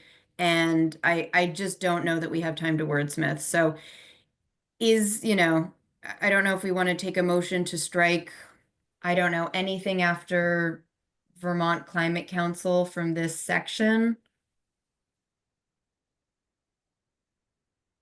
Well, that would be your motion, Mia. So Yeah, if you I want to just put that just getting motion, some feedback yeah. from the group, but I'm not seeing anything. So I'm I'll gonna- second it. Okay, thanks, Jeff. I'll make it in emotion language. So I'm gonna make a motion that we strike everything in the social benefits category after Vermont Climate Council until the next section that says potential harms.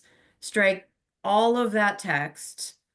And then, individual EAG members could add additional comments if they want. Do I have a second for that? Yes. Okay, second from Jeff. Can I have a show of hands in favor of doing that? Okay. All opposed? Please lower hands for those who already had it up. All opposed? Okay, in my opinion, the ayes have it. We'll strike that. And again, welcome with additional discussion and individual member submissions.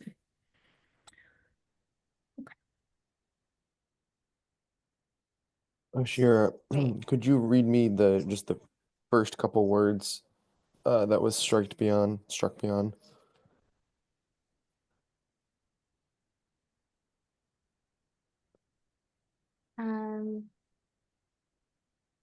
Adopting the clean heat measures will help reduce air pollution. Thank you.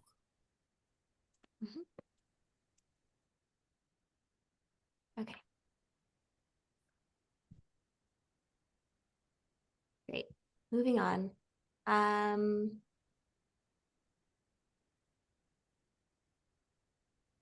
This was from Jeff.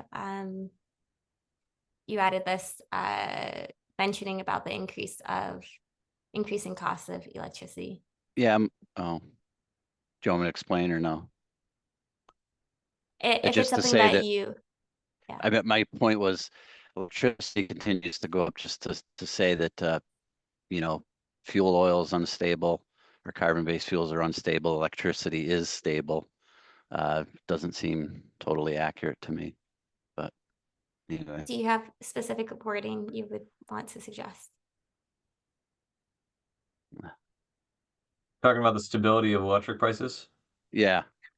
Yeah, I mean, the department has extensive data on that. Our annual energy report comes out every year, has graphs showing that, electricity pricing has been stable for the last 20 years. Okay, then I strike it. Okay. I'm wrong. Thanks, Ben. Relatively stable, I guess. Yeah, yeah. Great movement, everyone. So we're now, I don't see any other changes to make. So would anyone like to motion to accept this pages 1 through 15 as they are? I'll make a motion to accept the changes we made to pages 1 through 15 as they are shown on the page. Do I have a second? I'll second. Okay, got 2 seconds. Can everyone raise their hands who are in favor? Okay. Let's lower hands. All opposed? Okay, in my opinion, the ayes have it. Thank you, Ashira. Give me a, okay, so moving on, we will go through pages 15. So starting at, let's see, this part is based on margin over rack. And we're gonna do a large chunk until page Sure, we're a little behind on timing. Do you think we can do it? Do what? Complete it? Sorry, we're a little behind schedule on our agenda. I don't know if you're kind of adjusting on the fly, but we need to Mhm. get the straw poll and the final adjustments and public comment in half an hour. Yep, I don't think we'll be able to do the straw poll. I think we'll have to do just the actual vote, or a straw poll at the end. Okay. We can stop for public comment. I do want to get us oriented to the next section so that we at least know where we're working, and then I can open for public comment. Does that Okay, make what sense? sections are we looking at right now? So yeah, that's what I was just Okay. reviewing. Yeah, okay. Yeah.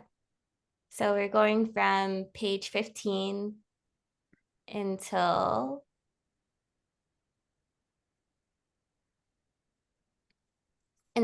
the clean heat standard impacts. So right now that is page 28, but as I accept the other changes, that will change. So we're going until the clean heat standard impacts. All good? Okay. So with that, I'm going to go ahead and give a brief moment for public comment. So what we normally do is we have 2 minutes for public comment, and then we'll circle back if we need to cover more. So I'll go ahead and open the floor, and yeah, just speak directly into the room if you have a public comment.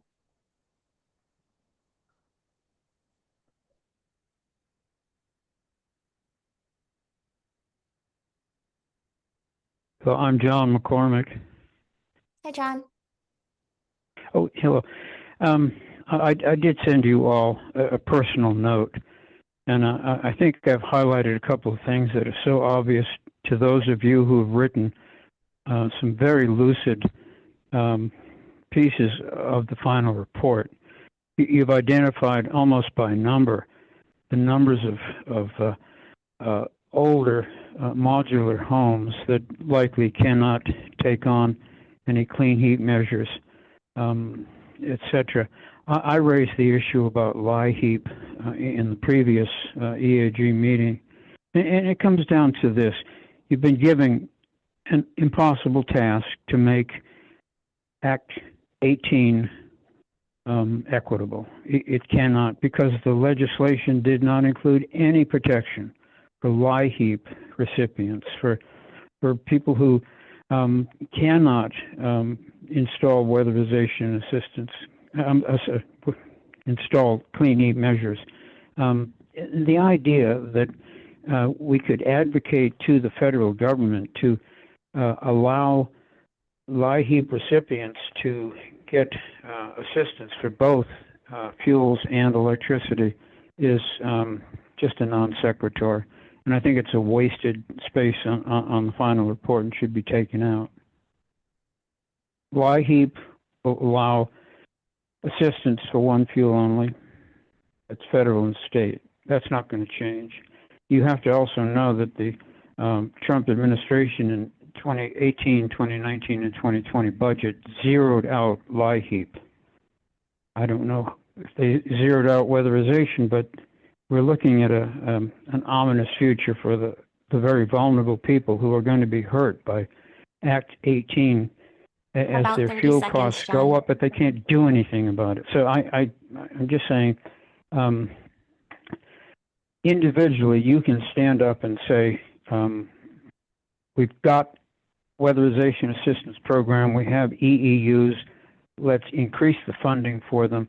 Let's work with what we've got. And thank you and happy holiday to you all. Thank you, John. Do you have any other public comments?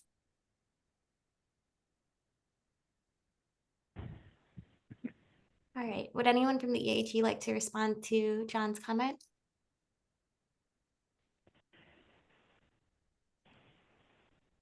I'll respond. I don't think John is wrong in what he just stated, but I feel that, you know, we can, although it might be fruitless, I think we can at least encourage our congressional delegation to advocate on behalf of lone Vermonters to the best of their ability, for what it's worth. Thank you, Ben. Okay, and so with that, we will continue reviewing. We'll come back at 2:40, and yeah, continue the process. Thanks.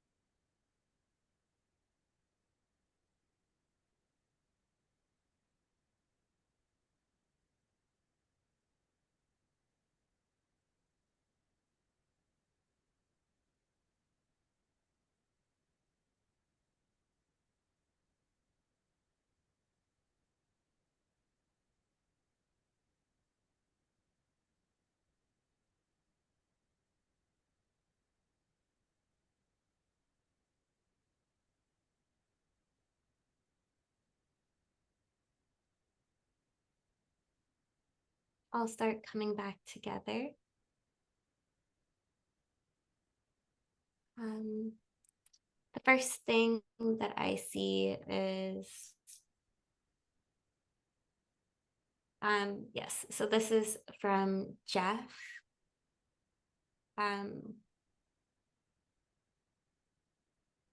You mentioned that one of the statements was not true. It looks like it's also crossed out. So just wanted to touch base on that. Yeah, I don't believe that was Jeff. Jeff may have agreed with me, but I say it's not true.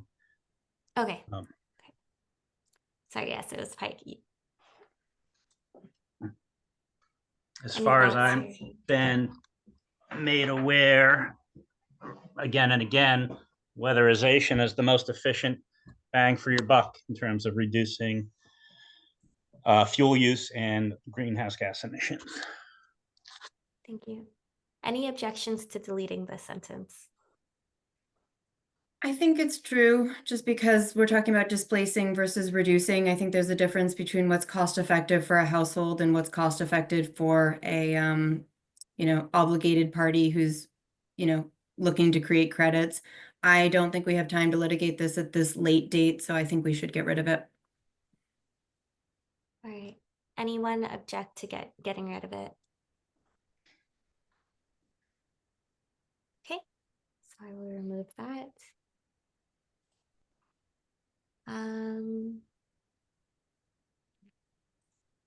I think this may be Jeff. Jeff, you were mentioning about the agencies. So one agency is not a CAP.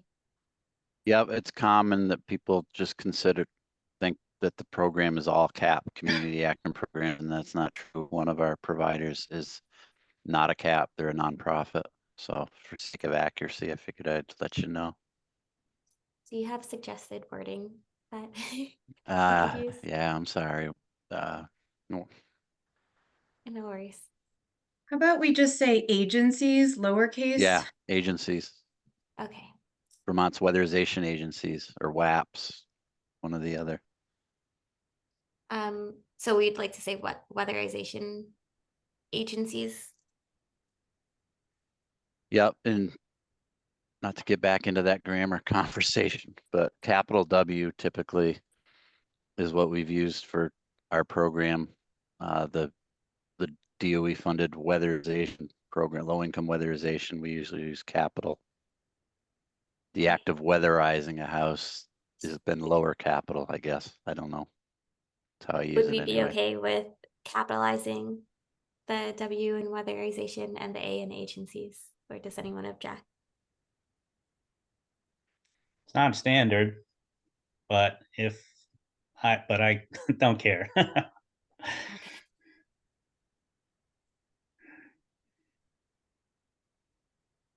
Great. Ben, you suggested changing the states to the legislatures. Is everyone okay with that? Or do we have any objections? I'm seeing nods and I'm not seeing any objections, but let me know.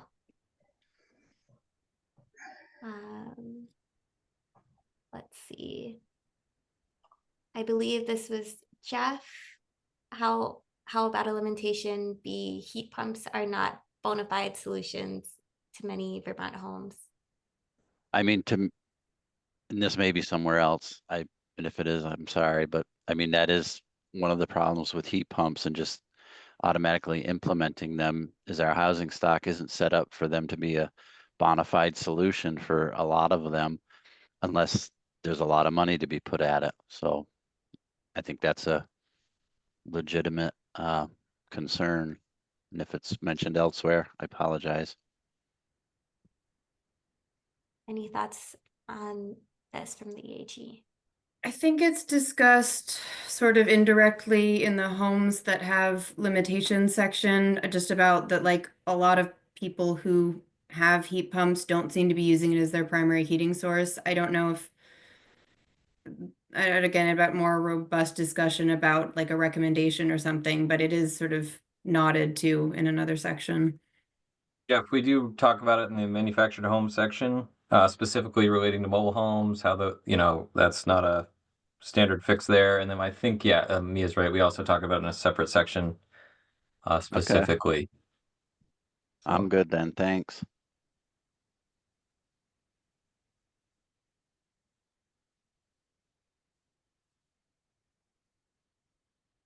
I see this. So this is just asking for a link.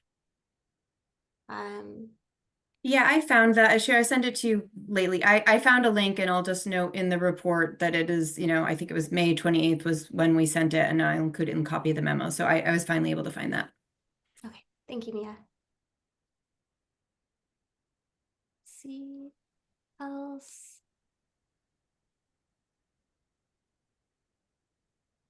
So it looks like we're good with the rest of the sections. I haven't seen any other highlighted things to discuss. You may notice that we're running low on time. We have a couple options. I know that in the past, we have never had to do this, but the TAG has extended their meetings by 30 minutes to get through last pieces of business. So that is an option that we can do and try to approve the last, I think we have about 30 pages or so that we need to approve. Another thing that we can do is we can try to find another time to meet, which would be very difficult.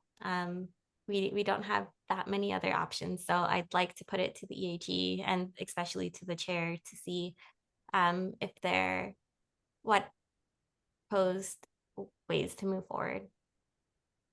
Yeah, thanks, Ashira. I think I would be pretty opposed meeting at a different time since I think it is extremely unlikely, given the holidays and schedules already set for next week, that we'd get full participation, which we have everyone on the call today. So I think we should make a use of the time we have. Could I get a show of hands of anyone who could not extend for another half hour?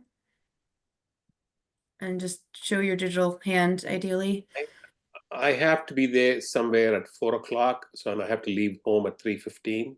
3:15. Okay, and it looks like Chris also has a conflict. Okay. So I think we need to stop and figure out what to do in the next 10 minutes. We've been given a list of pretty specific things about capitalizations, active voice footnotes, which, I will make those changes. I think there's other sort of minor phrasing things. I don't know. I can certainly take what's done and come up with,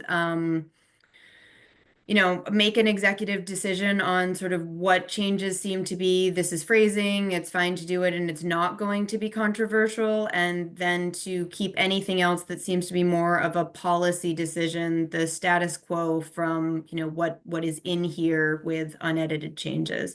I know that means that the group has to place a lot of trust in me, but in terms of thinking sort of what we could reasonably do between now and the 7th in our open meeting context, I guess I would think maybe to ask if, let's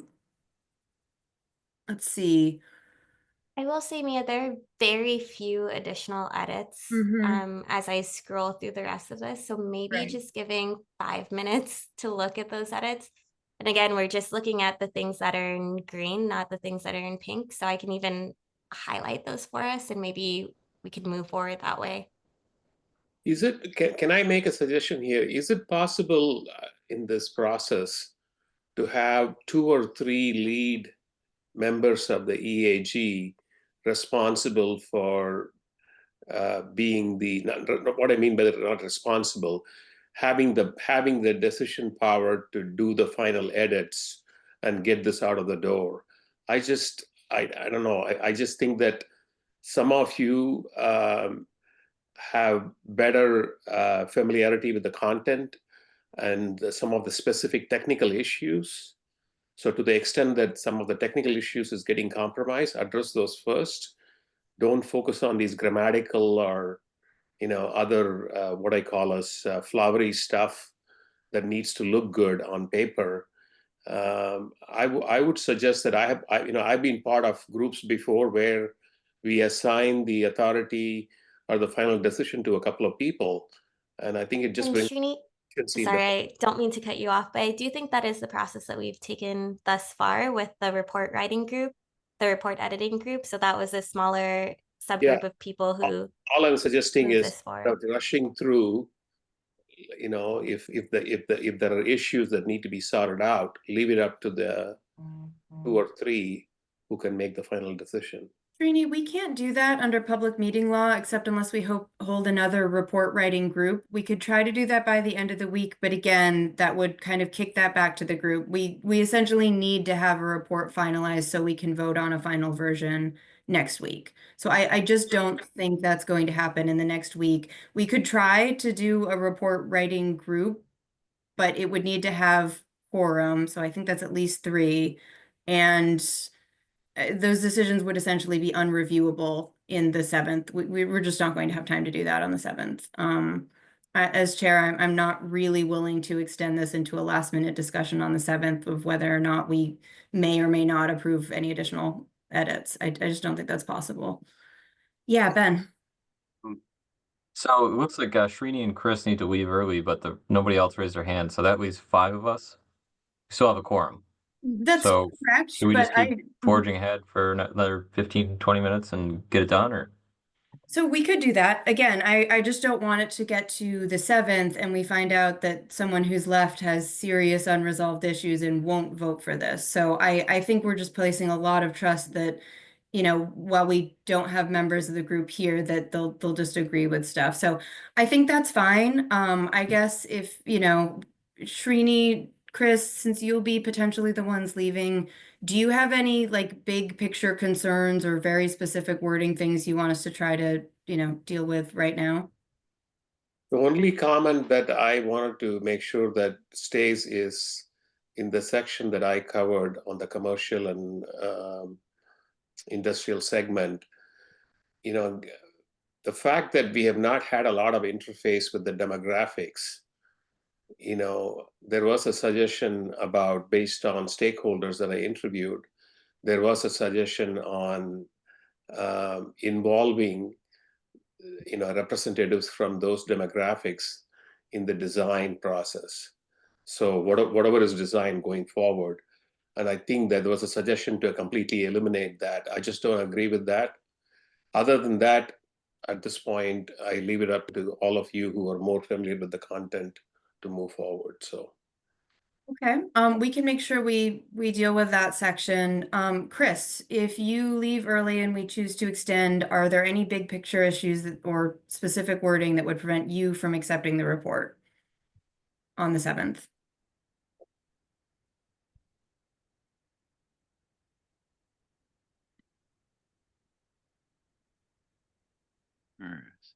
Okay. That is a no.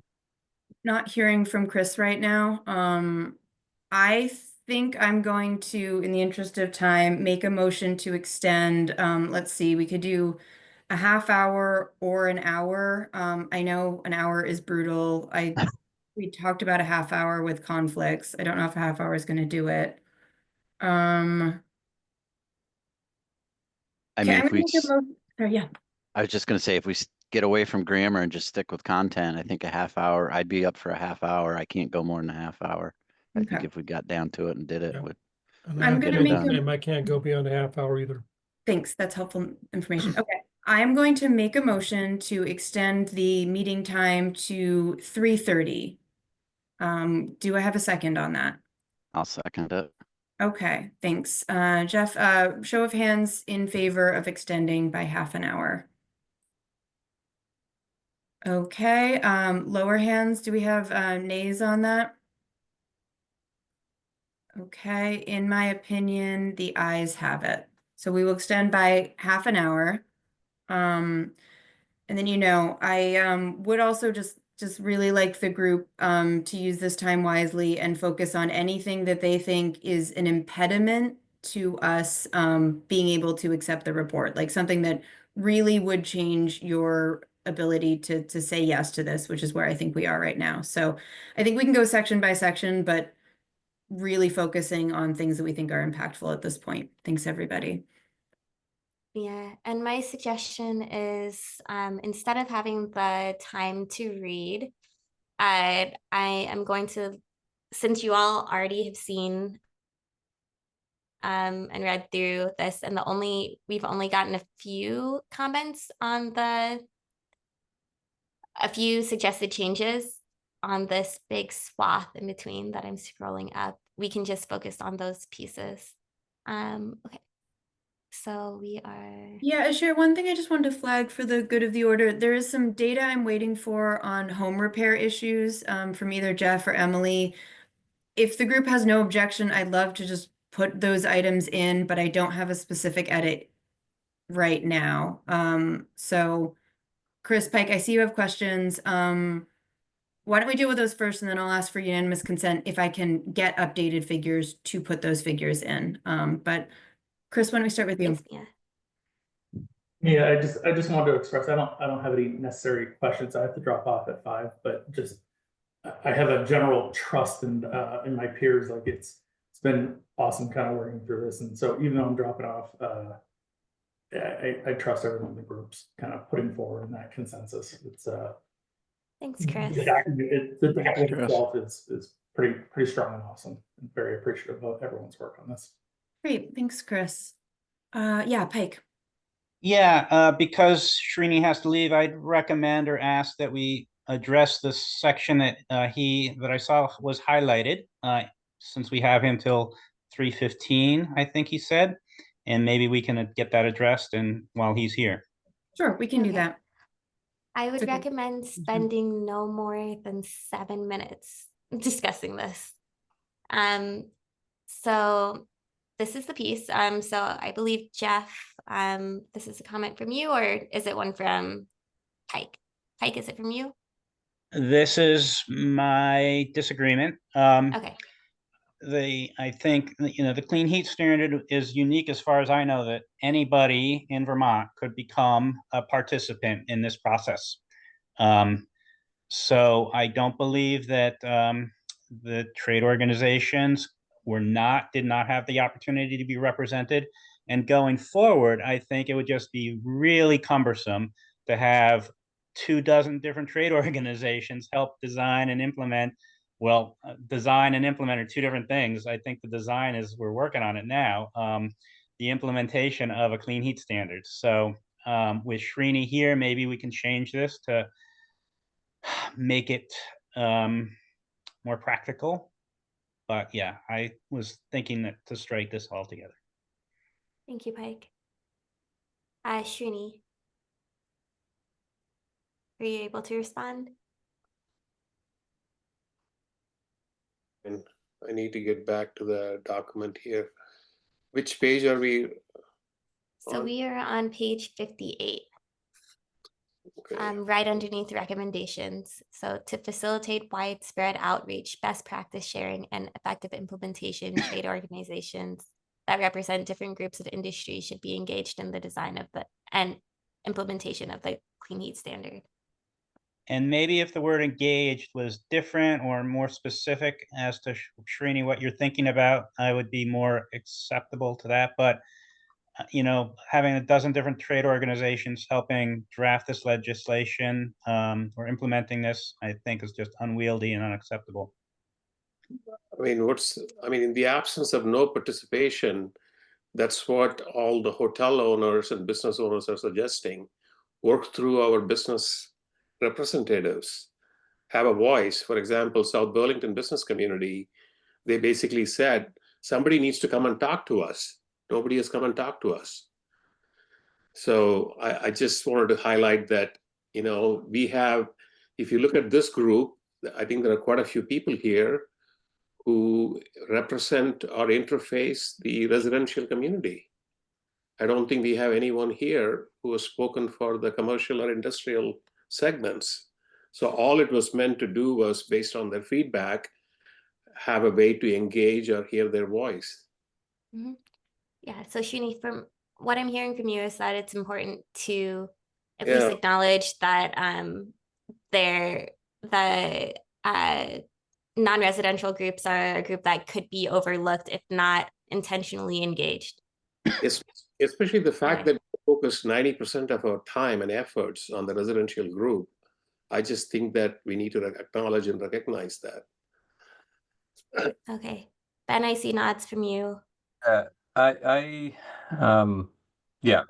I think basically what this is getting at is basically the legislature, if they are going to implement this, what we're trying to say, if we distill it down, is that the legislature needs to basically call in testimony from industry leaders. Yeah.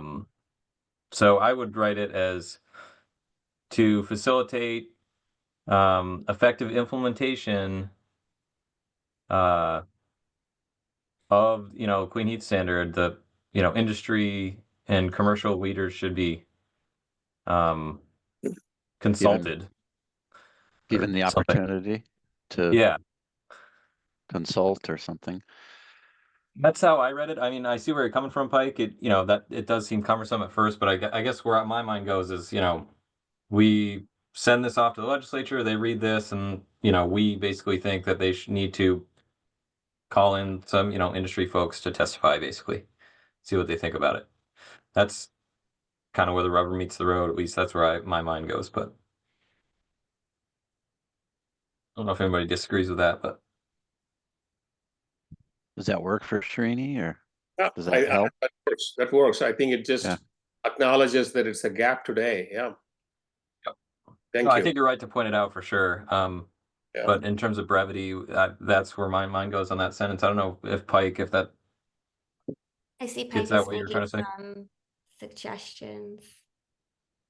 Or is that you, Pike? Oh, No, that's that's Dumbo Octopus. thought that was you. Okay. Okay, does this help, Pike? So If I'm we happy remove- with that sentence that was just created if it replaces that sentence that. Okay, and are you okay with that, Srini? Yeah, Replacing, I can live with that. Yeah. All right. great Cool. work. Ashir, I think it says in industry and commercial sectors twice. Yep. Industrial leaders in those sectors. Does that help? Yeah, those are these. That's fine. Just wanted to make sure we were on the same page with wording. Thanks.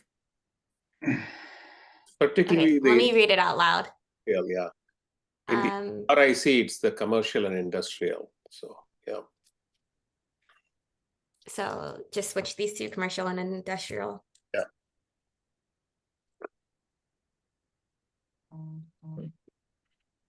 Okay. So to facilitate effective implementation of the clean heat standard in the commercial and industrial sectors, leaders in these sectors should be given the opportunity to consult with the legislature. You good with it? I'm happy with that. Sounds good. So we'll move back up.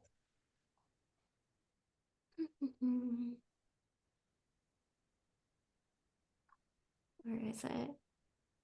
Yeah, so we just have Maybe some there's a- small changes here. Pike recommended, so some landlords have made significant efficiency investments on their properties, while others are financially unable and unwilling to make these investments. Is everybody okay with that? Anybody object? Not hearing any Good. objections. All right. Getting rid of what is commonly called the split incentive. So just saying due to the split incentive. Which we defined earlier, so. Any objections? All right.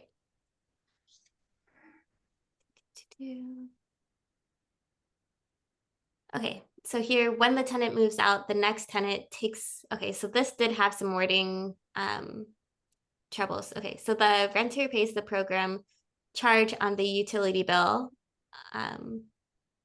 Okay, Pike, I'm gonna ask that you rephrase this because I think some things got lost while I was transferring things over. Do you mind just taking another look at the sentence? The renter pays the program charge on the utility bill, and experiences the benefits of lower heating costs, period. When the tenant moves out, comma, the next tenant takes over the charges on their utility bill. Okay. Is everyone okay with that? Yep. Okay.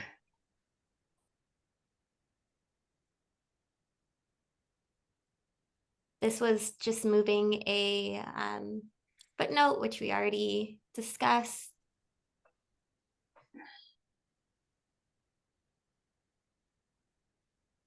Reducing dependency instead of dependence. Anyone object?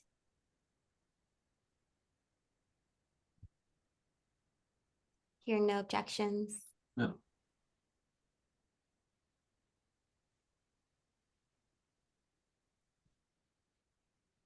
Okay, Pike. On the industrial segment, I'm on page 57. We have a note about the emissions versus GDP. Yeah, so I think emissions don't represent gross domestic product. I think the idea behind this sentence needs to be developed a bit. Maybe. So yeah, I just didn't think the sentence made sense as it reads. I think you just flip it around, say industrial manufacturing segment accounts for or represents an estimated 9% of Vermont's GDP, accounting for and produces 0.3 works. MMT. Yep. Okay. Which So produces, then yeah. industrial manufacturing segment represents 9%. An estimated 9% of Vermont's GDP and produces, or yeah, I guess, yeah. And produces. Yeah. Yeah, and then 0.3 million metric tons. Yeah. And do we want to get rid of the 10% of Vermont's workforce? I think it's important. I think that could be inserted somewhere at the beginning of that. Yeah. Before the emissions piece. Yeah. After GDP. Or before GDP, somewhere in there. Yeah. But yeah, I think it's important enough to keep. Yeah, probably before GDP makes more sense. So here? Sorry. I would say after represents, before and.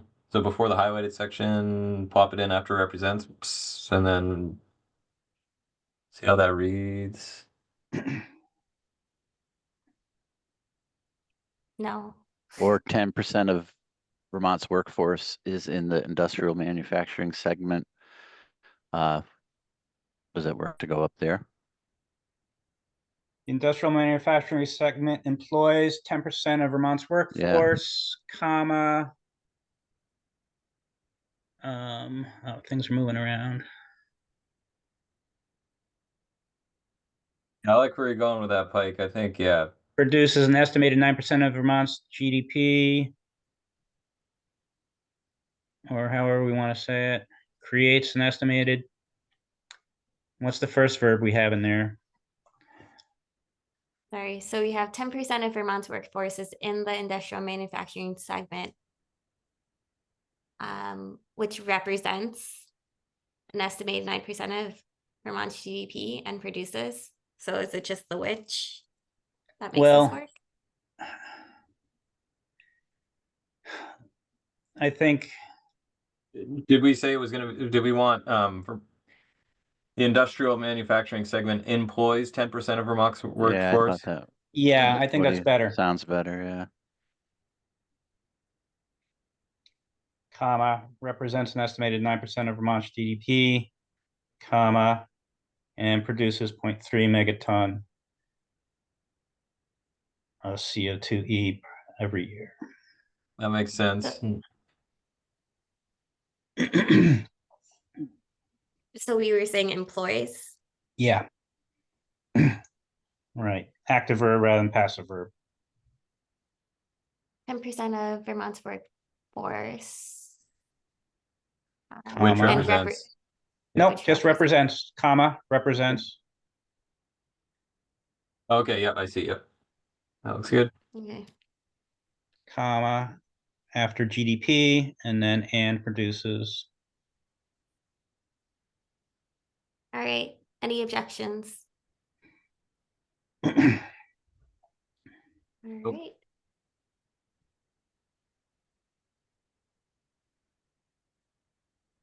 This was also moving another footnote. And we are now at the end of the report. There Wow. are no other edits. Sweet.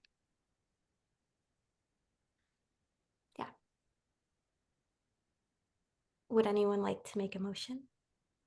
Yeah, I Or just is there wanted to anything else? give ground rules on kind of what that motion would be pursuant to changes, just so we're on the same page. So in cleaning up the report, I would make the sort of very specific grammatical changes on capitalization, passive voice, and footnotes that we have approved that maybe stray. I think we got a lot of them, but if there's anything I notice, I will change that. I will be adding a mention of the memo. I think it's on page 16, or at least it was, about the memo that the public engagement group produced for the commission, which was missing, but I found it and I will put it in the memo section. And then we're still missing highlighted information on costs for sort of specific measures in updating a home, like electrifying it, that I think the group already approved the language around that section, but like we need to confirm the final number. So that would be from either Jeff or Emily with information from their shop about those specific numbers. Yeah, Emily. Yeah, just confirming I can get that to you later today. Sorry. Okay, great. So those would be. Yeah, and I think I already gave you my numbers from weatherization. Yeah, I think in the last email I specified that like I think Emily or you, sorry, someone thought that the electrical panel numbers looked low based on recent cost estimates. So I would maybe refer back to that email and see if it aligns with reality. But again, these would be sort of numbers that are approved by experts, and I just really goes to the point that we think whole home decarbonization is very expensive. So those would be the sort of like specific changes I'd make. And then putting together the final appendix pieces that are referenced in. So I'd make those changes that we've agreed on. I'd include those and the appendixes in, what we would review and approve on the 7th. So when we make a motion and make a vote, it would be subject to further changes, but only those very specific changes I'm outlining and ones that I hope would be pre-agreed upon and not, concerning to any member. So just want to be clear on those are the changes I anticipate will be made in the report, but nothing else besides potentially like, heading, like formatting, but again, nothing that should be substantive at all. So just to be clear that's, I think, what would change between what we're approving right now and what we would review on the 7th. And again, I would make sure that was circulated in plenty of time in case we just missed something huge. Yeah, Ben. Said this is like a minor edit, but since we're getting ready to vote, I just on page 62, there's 2 instances where we say the state that I think it should be changed to the legislature. Pretty minor, but I think it works. It's a pretty easy one. See, it's recommendations, or I guess actually, yeah, I think it's 62 and sorry, it's 62 in a different draft. It's the recommendations for the mobile home section. If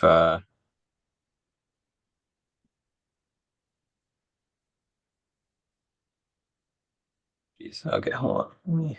Is there like a sentence around it that I can search for? Yes. Control F. Let's see. Says where possible as it's written now, it says where possible the state should build upon. Okay. Right there. Okay, yeah. So the state, I'm proposing that we change. So where possible, it'd be the legislature should build upon existing statewide programs and resources to support implementation of the CHS. And then here it would say the legislature should also allocate dedicated supplemental funding to bolster programs such as WA. So I think that those are pretty, again, the active voice there, because they're the ones who control the coffers. So There's also a reference to the state next to the recommendations. That's 2 paragraphs up from your cursor. oh yes, Do you want that one changed so what too? I had there, thank you for reminding me. Yeah, I had changing, so it'd be the legislature should also direct the commission to engage mobile home communities, because I'm pretty sure the commission would be the one there to the active agency there, because they would effectively, the legislature could direct the commission to, basically put forth a study. I don't That know if would- I'm looking at the right place, Ben. Is it? Yep, The so right there. third- Yeah. So this okay. I propose changing the state to legislature, and then it says should also. I was gonna propose saying direct the commission to engage. So I'm pretty sure that's how it worked. The legislature would direct the commission to basically, do an assessment of mobile home communities and the electrical infrastructure there. That would probably, the commission would then take that and probably have the department do it. But I think that's the So right pathway. any objections to changing this state to the legislature, this one to the legislature, and this one to the legislature, and also adding direct the commission to I have engage? a minor concern about the parentheses, but otherwise. Yeah, I'm gonna get rid of the parentheses, just didn't want to lose where it was. Any other thoughts? I Okay, don't.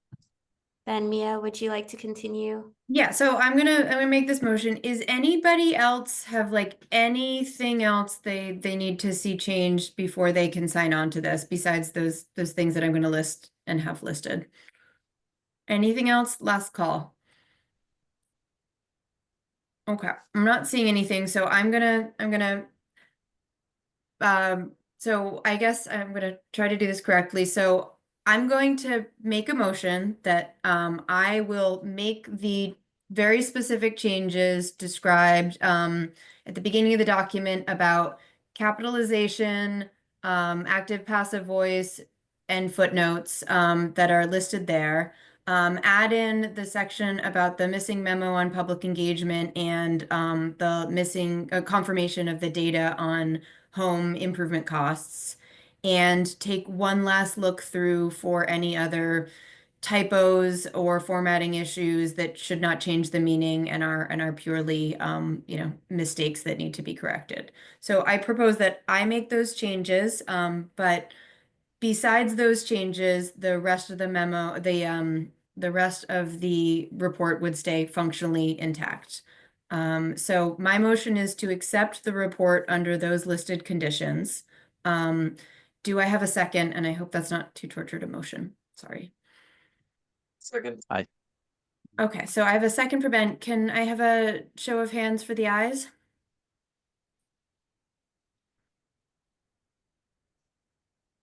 Okay, lower hands. Nays? Are there any abstaining?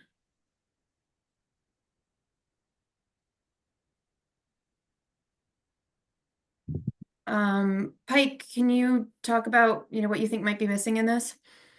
I'm abstaining just because I am having trouble following all the scrolling and such, so I don't have a problem necessarily with the process. I just can't follow it quickly enough to really agree or disagree, but that's why. Okay. Yeah, it's just my hope that everyone has sort of felt heard enough in this process and feels like these are recommendations that the EAG can stand on, and that, there shouldn't be any barriers to us unanimously approving this report. I know that's a tall order since there's so much in here, but yeah, Jeff. I just want to say, yesterday I read the version prior to these edits, and I really thought it read well, and just want to credit you and Ashira and Ben, and I think the intern and whoever else, and of course a lot of people made language of it to make it all come together and sound as good as it did. I just want to say good job and thank you. Thanks, Jeff. Yep. Yeah, everyone did really great work on this, and I think we're just really, really close to getting this over the threshold. So I propose that I'll make the edits suggested. I will try to do that as soon as possible so we can flag anything that's missing. I really think if there's minor typos, we might want to let those slide after all this in terms of just getting this done. I know Srini has to leave a little early because he's traveling internationally on the 7th, and so we may only have the first half of the hour to formally accept, or sorry, the first hour of the meeting to formally accept it. So I don't think we're completely precluded from making any edits if there's real concerns, but I think we may need to call it on wording after this, barring, you know, something that went really wrong in the process. So with that in mind, I will create a draft and try to circulate it to the EAG as soon as I can get those edits so that we, you know, can feel confident, you know, as Pike alluded to, that we're really approving the final version. I will also include copies of the appendices, which I have started to assemble, so you'll be able to review those as well. And then I think, you know, we've talked about additional comments, which would sort of be with the disclaimer that's already in the report that these are individual opinions. They'll appear in the appendix, but will not be, you know, meant to represent the opinion of other EAG members. I've heard some interest today in getting that to happen. So I guess I would recommend, and we can talk about this, maybe having comments circulated, or I guess sent to me and Ashira by the 1st. Is that okay? We could do it a little bit longer. Let's see, we have to have it by the 7th. How about Friday the 3rd? You'll send me a copy of your individual comments if you want to have any, and I'll put that in the appendices in the final version.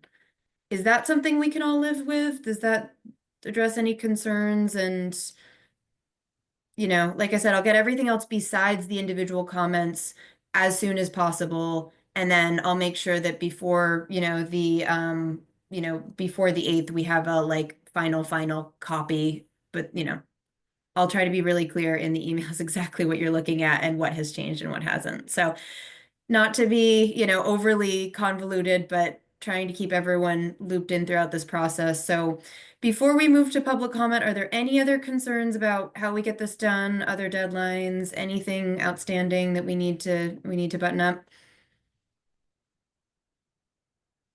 Okay, I'm gonna take that as a no. Thank you, everybody.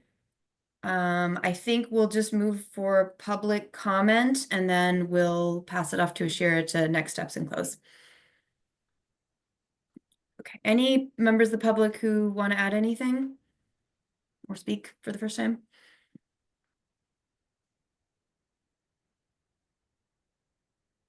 Okay, I'm not hearing anything, so I am going to pass it back to Ashira. I did kind of give you what my wrap up was going to be, but if there's anything you want to add about, you know, final next steps, Ashira.